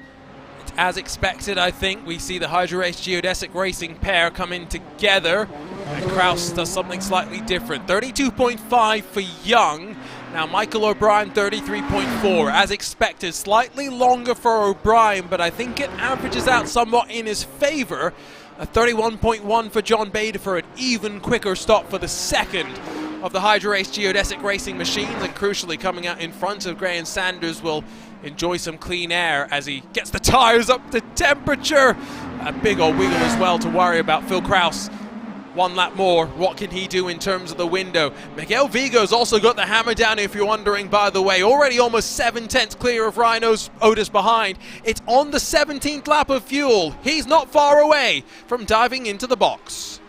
And Miguel Vigo saved as much fuel as he possibly could, and now it was just about getting that clean air, getting a really good in-lap here. I suspect he's probably coming down this time by.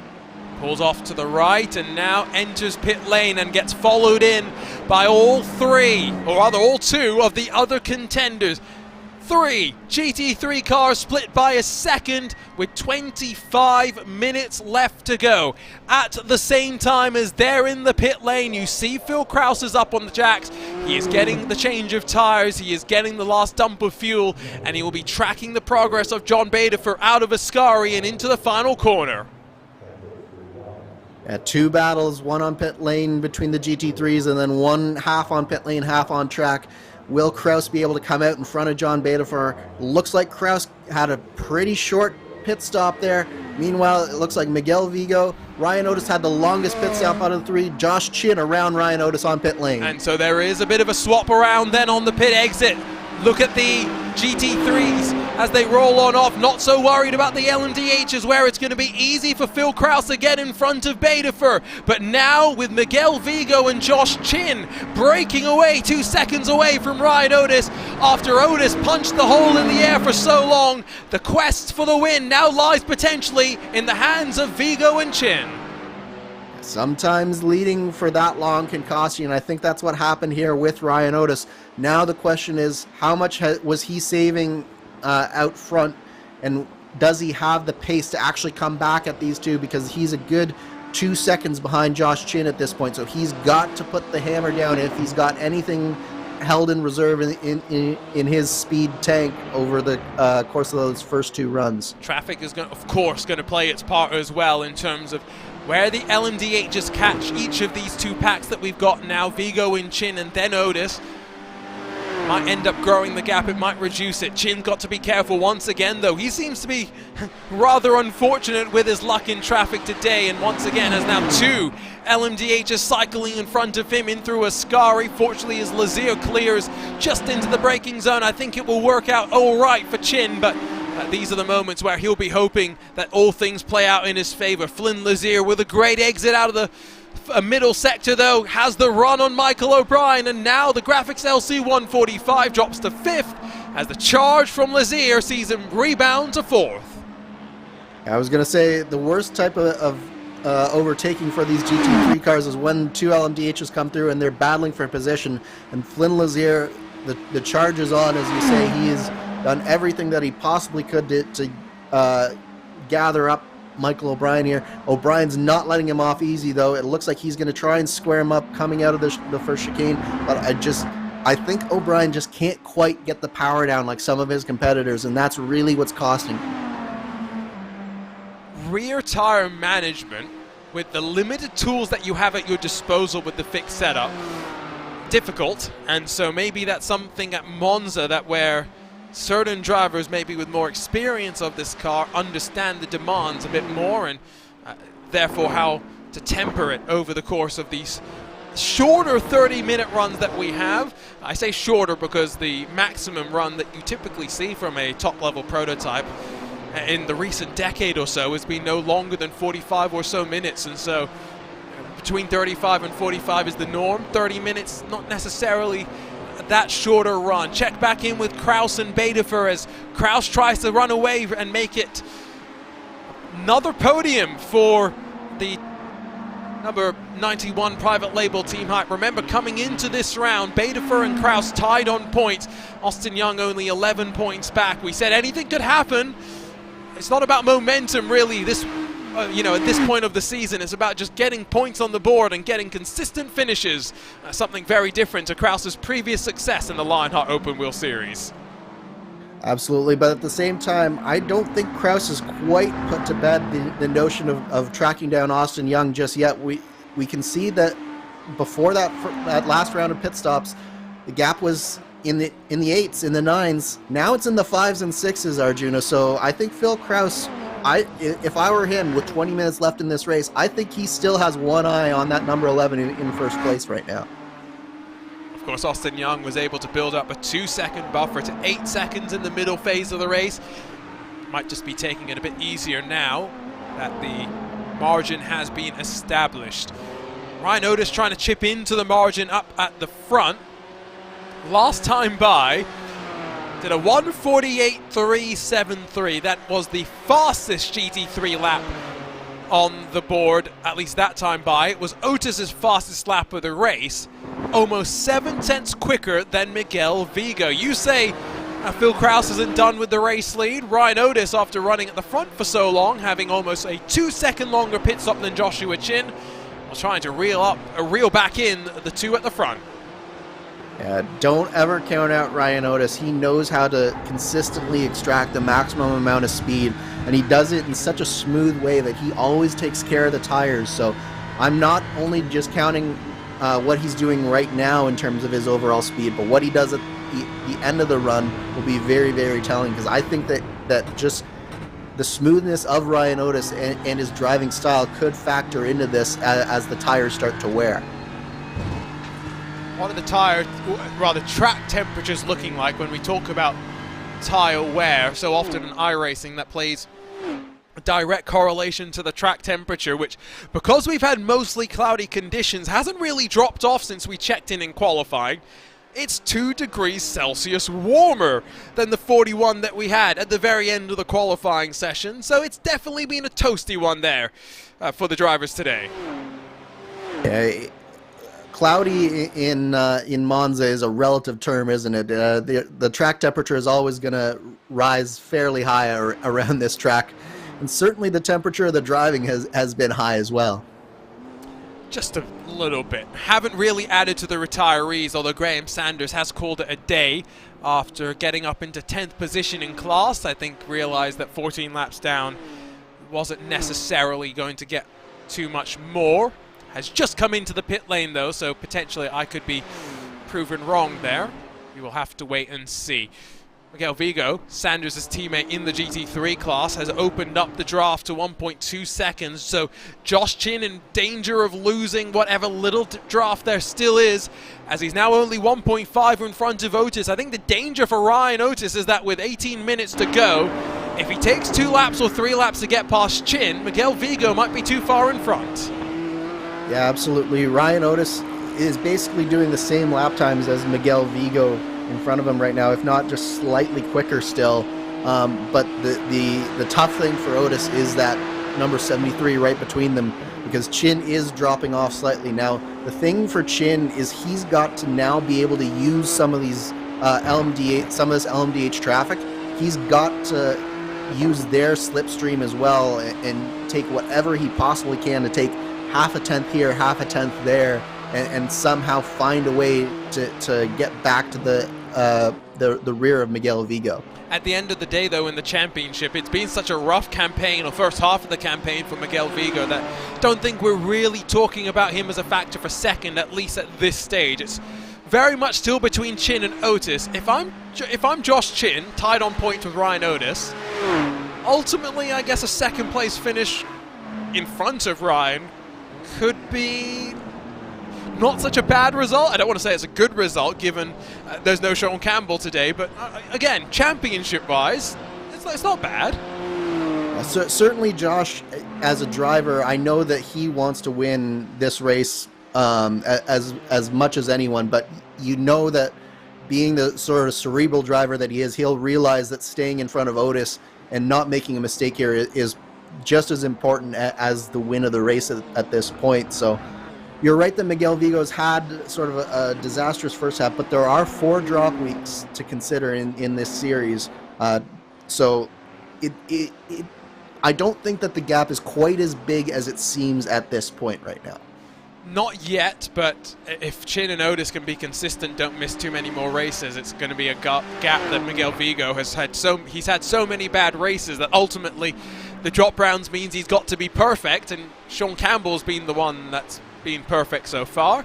I think my view is a bit more of a pragmatic championship view at the end of the day. Yeah, the racing driver is always, I want to be number 1, and that is ultimately all they will truly ever think about.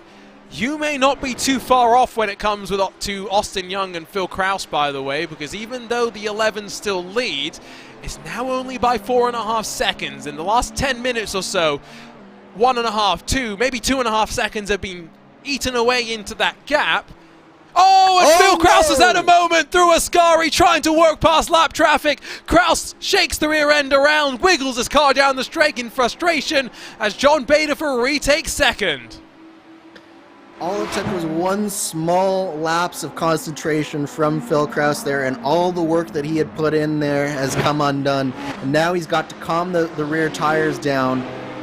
As we watch the replay here, you can see he's just coming up on the GT3 traffic, tries to go through, and then the GT3 driver just a little bit clumsy from both drivers there, if I'm being honest, because Kraus was just trying to make the hole happen. Yeah, but I'm going to put that solely on Phil. I mean,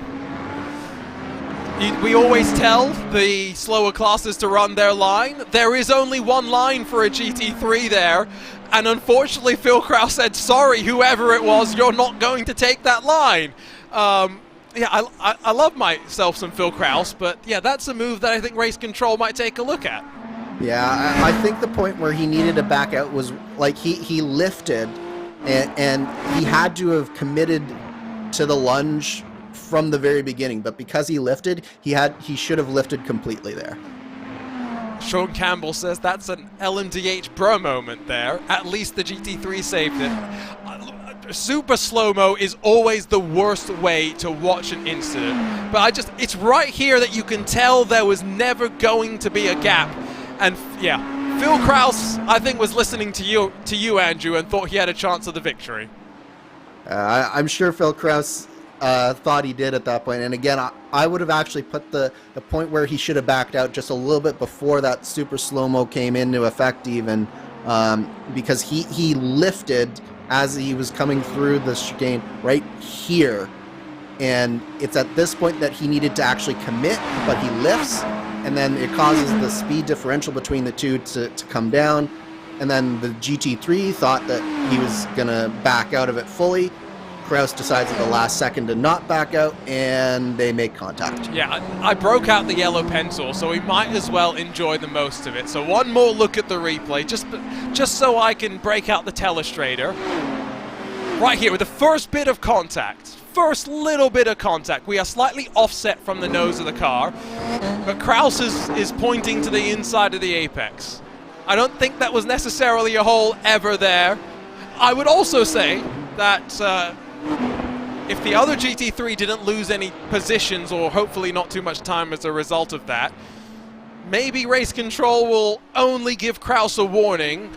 A 10-second penalty would also still leave him in third, but with Flynn Lazier charging down hard in the closing stages.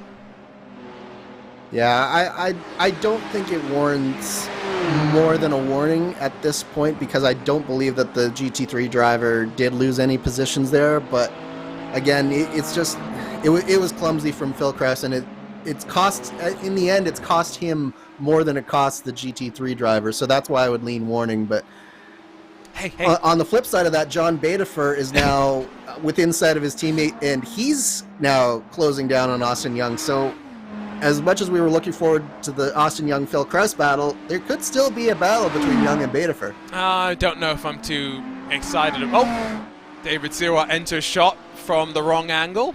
I think it's fair to assume he might have overdone it at turn 1. Just a tad there, Arjuna, just a tad. Just a tad, so I'm sure the replay will tell us. I think for Austin Young, John Badefer, they're probably just now going to run to a tempo. Got a gap to Phil Krause as well. Oh, yeah, definitely got it wrong. And the well, they're not going to get a look at the styrofoam bollards, but oh, good job there to slalom through them. Yeah, and that might have actually been able to slow himself down enough that he doesn't get a tremendous slowdown penalty from it as well. So, good job there from Sirwa. Yeah, not bad. Sorry, to go to your point, by the way, on it being a warning. Penalize the action, not the consequence. I always have to remind myself when we talk about penalties that's the way that we should be thinking about it. Even though I just made an argument that because there was not much of a consequence that we shouldn't do much of a penalty. So I definitely put my foot in that one. Okay. See, that's why we're commentators and they're in race control. Right, no, exactly. Don't put me in race control. That is the hardest job in the world. Let's talk about the GT3 leaders then, because we know we've still got something going here. Ryan Otis has lost some ground. I think traffic has played its part, and it's told to drop the 95 off the back here. And it's moments like that where Vigo gets put wide, maybe Chin closes a couple of hundredths there, where maybe Chin is able to get a bit of a better exit and use the draft of the car in front. That will keep the hopes of the private label Team Hype number 73 alive. But Vigo is looking so strong. He really, really is. He's just cemented his pace in this final stint of the race. The only question I have as we approach 10 minutes to go is he using up his tires just a little bit too much?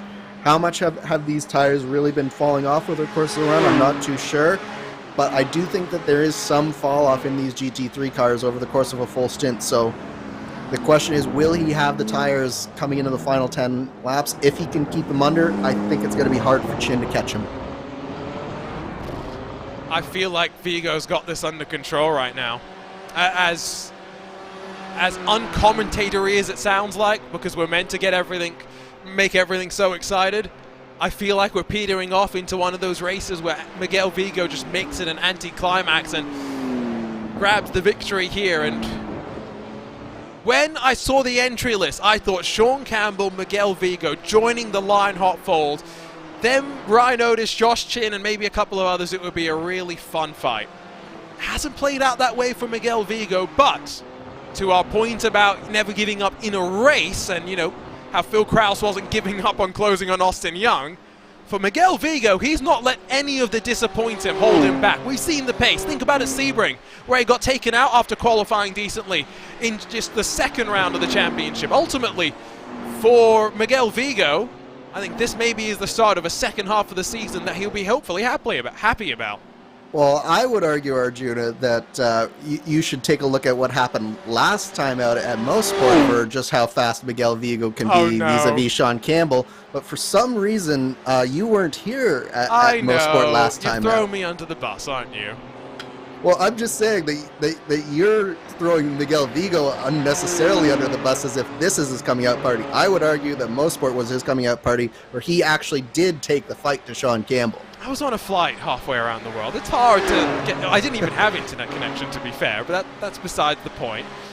I'm more disappointed that I missed the Retro Series race last week at Phoenix, where I heard we had George Anzaldo getting space shuttle status. It was definitely an entertaining race, for sure. Yeah, I might have to catch that VOD, building up to next week's affair. Yeah. First half of this season, though, of all the races to miss, Mosport, that maybe was one that saved my voice a little bit. It was a very exciting race, I'll say that. Yeah, no. My voice is already struggling today. I don't want to think about adding another broadcast into the mix. 1.6 now, the margin between the top two. I think Vigo well and truly just... It's that mechanical rhythm that drivers can find. And it's a track like Monza where it sometimes seems simple to find the rhythm, but to find the track limits, to find speed when you're the one punching the hole in the air, this is one of those drives that, again, you'll say most sport, I'll just say that I'm just so more impressed about how he's breaking the draft of those behind, and he's not even always using the traffic to do so. Hopefully Phil Kraus is going to give us some excitement though, because he's got to get back past John Baderfer. Kraus has not given up here, and to be fair, Kraus never does give up in any race that he's in. He always drives as fast as his car will allow him to, so I didn't expect anything less from Phil Kraus. So we definitely have a battle brewing between these two, and honestly, I think Kraus has the potential to be able to get back around Baderfer here. I'm not inclined to disagree with you. I still just question what does race control have to say about the previous incident that we saw regarding Phil Kraus. Phil Kraus was the one that made it 3 wide with Michael O'Brien out of Ascari, didn't he? He may have, yes. Yeah, I'm just saying. I remembered that one.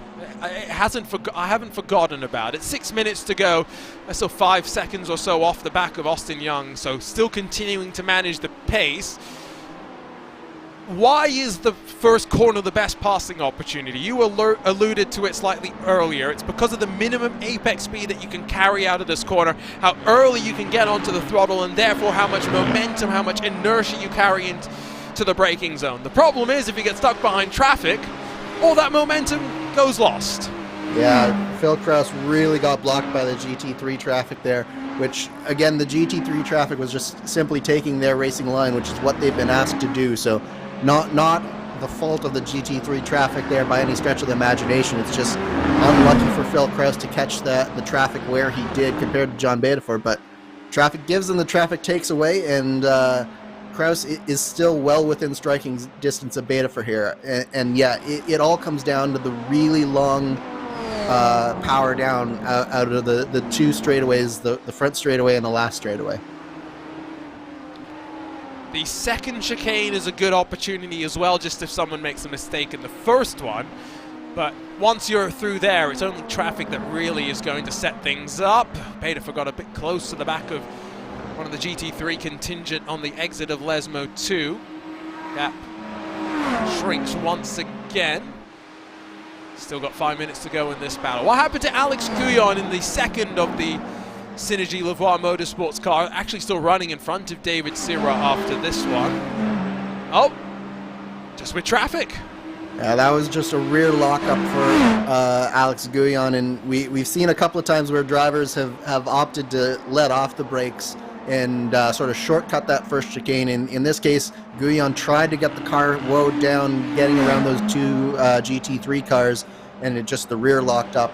It's really easy to do with these cars, especially in that first corner. It has been a little bit easier to avoid doing that in the recent update to this car that we mentioned earlier, but definitely still a concern and something that you can't necessarily adjust too much without access to a full setup adjustment, which again, these drivers all have a fixed setup that they're sharing.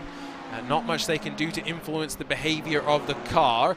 And Josh Chin might be wishing that he had a bit less wing right now, because 1.7 seconds off the back of Miguel Vigo heading off into the final couple of laps. The race leaders making a break for it. Yes, they are, and both of these drivers have gapped Ryan Otis substantially, so it's down to between these 2 drivers, and I think Miguel Vigo has it in hand, barring a last-minute lunge, the likes of what we saw with Phil Kraus earlier. So I'm always hesitant to call a battle like this before the checkered flag, because anything can happen in multi-class racing, but Miguel Vigo certainly has one hand on the trophy right now. Barring disaster, I think we can say this race might be settled, but yes, disaster never far away in a race like this, especially given that we are again now up to the 6 retirees. Graham Sanders joining Jim Herrick, Drew White, Caleb Bensi, Adam Blocker and Eric Staropoli. That's 3 in the GT3s and 3 in the LMDHs. Equal numbers there. Phil Kraus lost some time on the previous lap. He's not looking like he'll close to the back of Baderfer. Tyler Graf, who switched from the LMDHs into the GT3s mid-season, is chasing down fellow Graphics LC driver Andrew Marquez. Yeah, so hopefully no teammate on teammate violence here, but I know that Tyler Graf is definitely looking to sort of turn his season around just a little bit. I think that he's been surprised by just how difficult the adaptation to these GT3s have been, as he uses a little bit of a windshield wiper there. I'm not sure if there was some moisture on the track there for some reason, but better safe than sorry. Exactly. So Tyler Graf, he's not maybe adapted quite as quickly as he was hoping, but at the same time, we know that he can put in a whole bunch of time into practicing, and he will get better and better in these cars. So definitely looking for a second half sort of step forward from the likes of Tyler Graf. He is racing as well in some of our other Lionheart competitions, let's not forget, so he has to keep a busy practice schedule, as do many of these drivers, and switching across of the different cars as well. That always keeps you on your toes. Yeah, windshield wiper going off in the iRacing race for more 2.4, benefiting the National MS Society last Thursday. We saw a little bit more of a teaser from Rain and what that looks like, courtesy of Greg Hill and the iRacing development team. Said that a lot of what was shown was mostly final, with the exception of a couple of things that are still work in progress. Gap at the front's come down to 3 seconds, but as we tick on over to the final lap of the race, it is still Austin Young that leads the HyperX Grand Prix of Monza.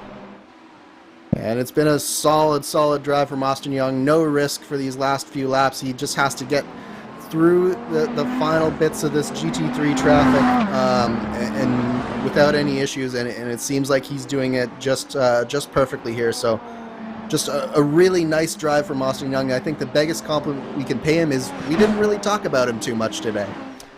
Yeah, I stayed out of trouble, was able to take advantage of the madness and work his way on forward, and I think ultimately didn't have to talk about him much in terms of traffic management as well, which in a race like this, which was something that we were expecting to be the major talking point. And it's just been a credit to him, but he has let Betafor and Kraus get a little bit closer, but it's all going to be for naught for them, so it's been just a really solid drive from Young. Ultimately, the margin of victory matters little. It is just who sees the checkered flag first. And for Austin Young, it's another victory, a stellar start to the season. Now making sure he is still in the championship mix. It is Austin Young that wins the HyperX Grand Prix of Monza, and it's going to be a Hydra Race Geodesic Racing 1 and 2. Miguel Vigo comes out on top to break the streak of Sean Campbell. It's going to be a blockbuster day at the Temple of Speed for the Hydra Race Geodesic Racing crew. But points on the board for so many championship contenders as we wind down the first half of the campaign. Such a solid drive there from Miguel Vigo, holding off Josh Chin right to the end. And Ryan Otis coming home third. Matthew Morhart in fourth as well. And I believe, Trevor Malone going to come home as the AM class winner here today, Arjuna? It's going to be a bit of a lengthy wait for us to see Trevor Malone, but we will indeed see what we expect to be the AM class winner. He's only going to pick up points for 13th, though. Ultimately, Chase Wilson still looking very, very good in that AM Championship. Bit of a drag race to the line, but not between cars on the same lap. And it's just a few final stragglers that we are waiting for. Long lap at Monza, at least in terms of the distance. Alexander Van der Sant and Alex Guyon actually are fighting coming towards the line. And they're going to tangle, and Alex Guyon's going to spin around Alexander Van der Sant. I'm sure there's more to meet the eye to that story. Yeah, it seemed like Van der Sant might have had a little bit of damage there, and he was trying to keep Guyon behind, but Guyon, there was one move too many there from Van der Sant, we'll say. Yeah, we'll take a look at the replay as we wait for Malone to come towards the line. There is our AM class winner, celebrating in his multicolored BMW. Well, it's just Yeah, one too many moves going back and forth. You are told to make just the one move, but there were a couple more ultimately made there. Let's grab a look though at the race results in this HyperX Grand Prix of Monza, where it is Austin Young that is on top once again, leading the charge for the HyperX Geodesic Racing 1 and 2. John Badefer able to hold off Phil Kraus in the closing stages, while Flynn Lazier recovers to 4th after getting a drive-through after jumping the start in the opinion of race control. Michael O'Brien 5th in front of Matt Taylor, almost a full minute behind, while Alex Guyon in front of Alex van der Sant tangled on the final lap, but at least scored on the leading lap. David Zero 1 lap down. Graham Sanders gets in front of the top 10, and at least Caleb Bensi and Adam Blocker score less points than that number 100 machine. Big disappointment for Adam Blocker, who was leading the race when he was taken out by a GT3 driver. But in that GT3 class, Miguel Vigo makes full use of the absence of Sean Campbell to stretch his legs and grab the victory in front of Josh Chin, while Ryan Otis, a bit of a lengthier pit stop in the final stage, maybe a heavier car, drops to 7 seconds behind at the checkered flag.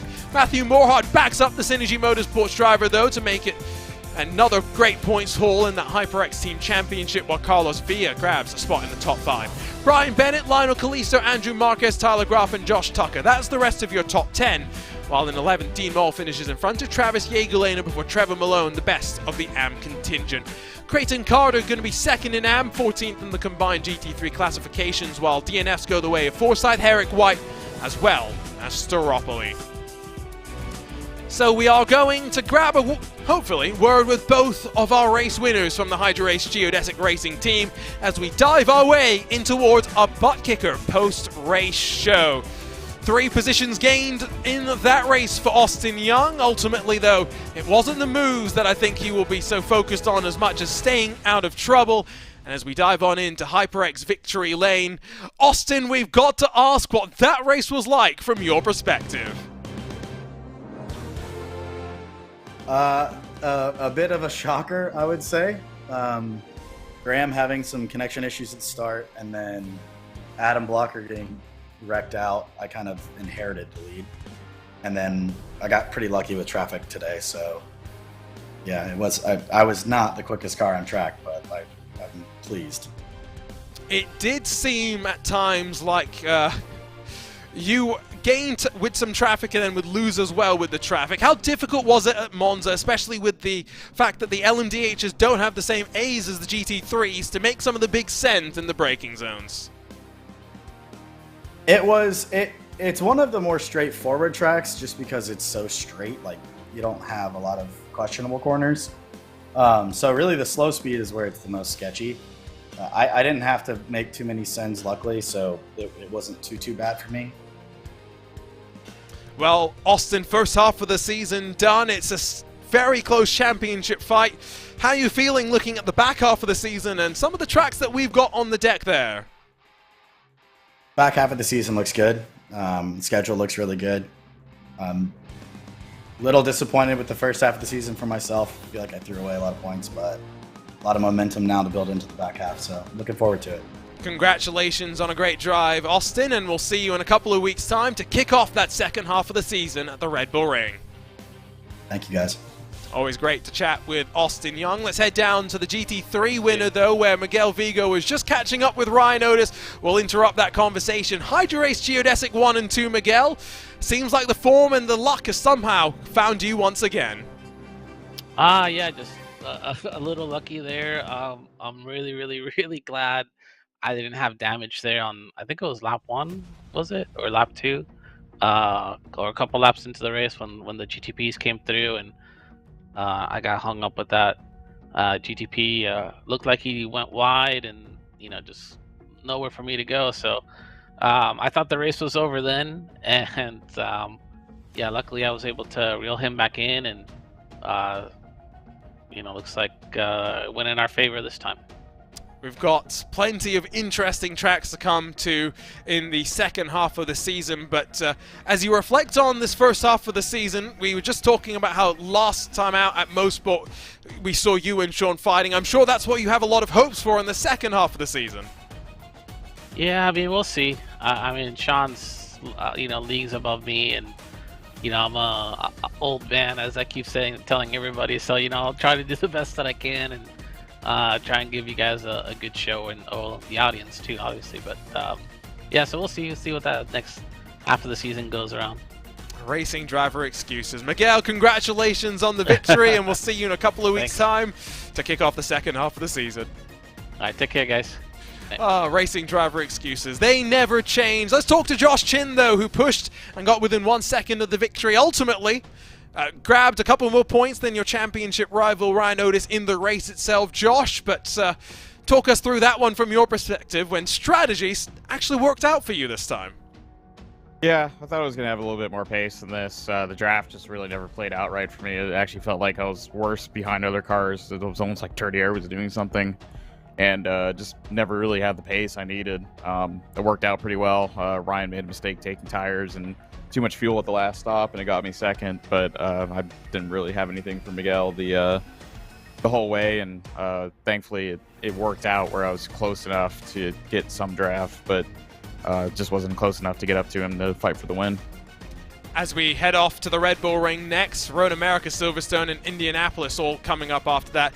In terms of the traffic, how's it been from your perspective at the front? Because I think one thing that I noted was you dropping back a little bit, just getting caught out sometimes today with traffic not playing out in your favor.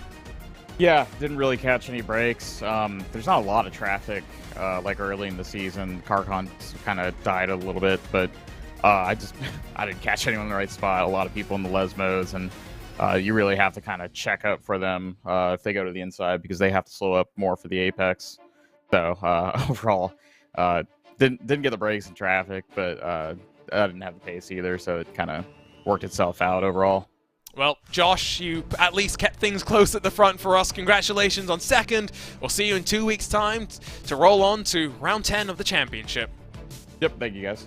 Always great to chat with the private label Team Hype number 73. Does feel a little bit weird saying that. And yes, we are off to the Styrian Mountains in 2 weeks' time on August the 21st. It's time for us to rumble for the BMW Performance Center Grand Prix of the Red Bull Ring. And this is a track where I think track limits are always a factor, but traffic management even more difficult than what we saw today, Andrew. I was going to say, if you want to talk about track limits, we can talk about track limits next week. It's not just in the sim either, as we've seen in the real-world Formula 1 race that has happened there as well. So this is definitely a track that invites a lot of risk-taking and a lot of lunges, a lot of aggressive moves. So I expect to see the tensions to remain high throughout that race, just as we saw here today as well. Just a little bit high, that's for sure. Quick look at the next level racing schedule as well. Again, 9 races down, 9 to go, and it all builds to January the 15th in 2024, where Under the Night Lights will crown our champions, although in the case of Sean Campbell, he's making a quest and a case to be at least nominated before then. Really interested about some of the tracks that we've got coming up as well, because Red Bull Ring seems somewhat similar in some ways to a place maybe like Imola, while Road America more similar in its speed and nature to Daytona. Once again, back half of the season, Andrew, such a varied campaign for the drivers to work their way through. Absolutely. There's not one sort of style that these drivers are going to have to master. They're going to have to be a jack of all trades, particularly in the LMDH field, with how tight the battle for that championship is. Well, what a round it has been here to close out the first half of the season. 9 incredible races, and now it all builds until we crown our champions in 2024. The HyperX Grand Prix of Monza had a little bit of everything. Drama at the start, strategic flair in the middle, and then potentially almost a grandstand finish. Wasn't to be, at least in the GT3 field. Sean Campbell's streak came to an end, and in all championships, the tension continues to rise. 2 weeks from today, we'll make our way over to the BMW Performance Center Grand Prix of the Red Bull Ring, but for now it's time to say goodbye. Do not forget to learn more about the Lionheart Racing Series, its partners, and the 3 competitions the sanctioning body puts on. Head over to lionheartracingseries.com, while you can also follow along on social media for all the latest comings and goings within the virtual paddock. For the team at RaceSpotTV, thank you so much for your company. My name is Arjuna Martina Kankipati, joined alongside by Andrew Kinsella.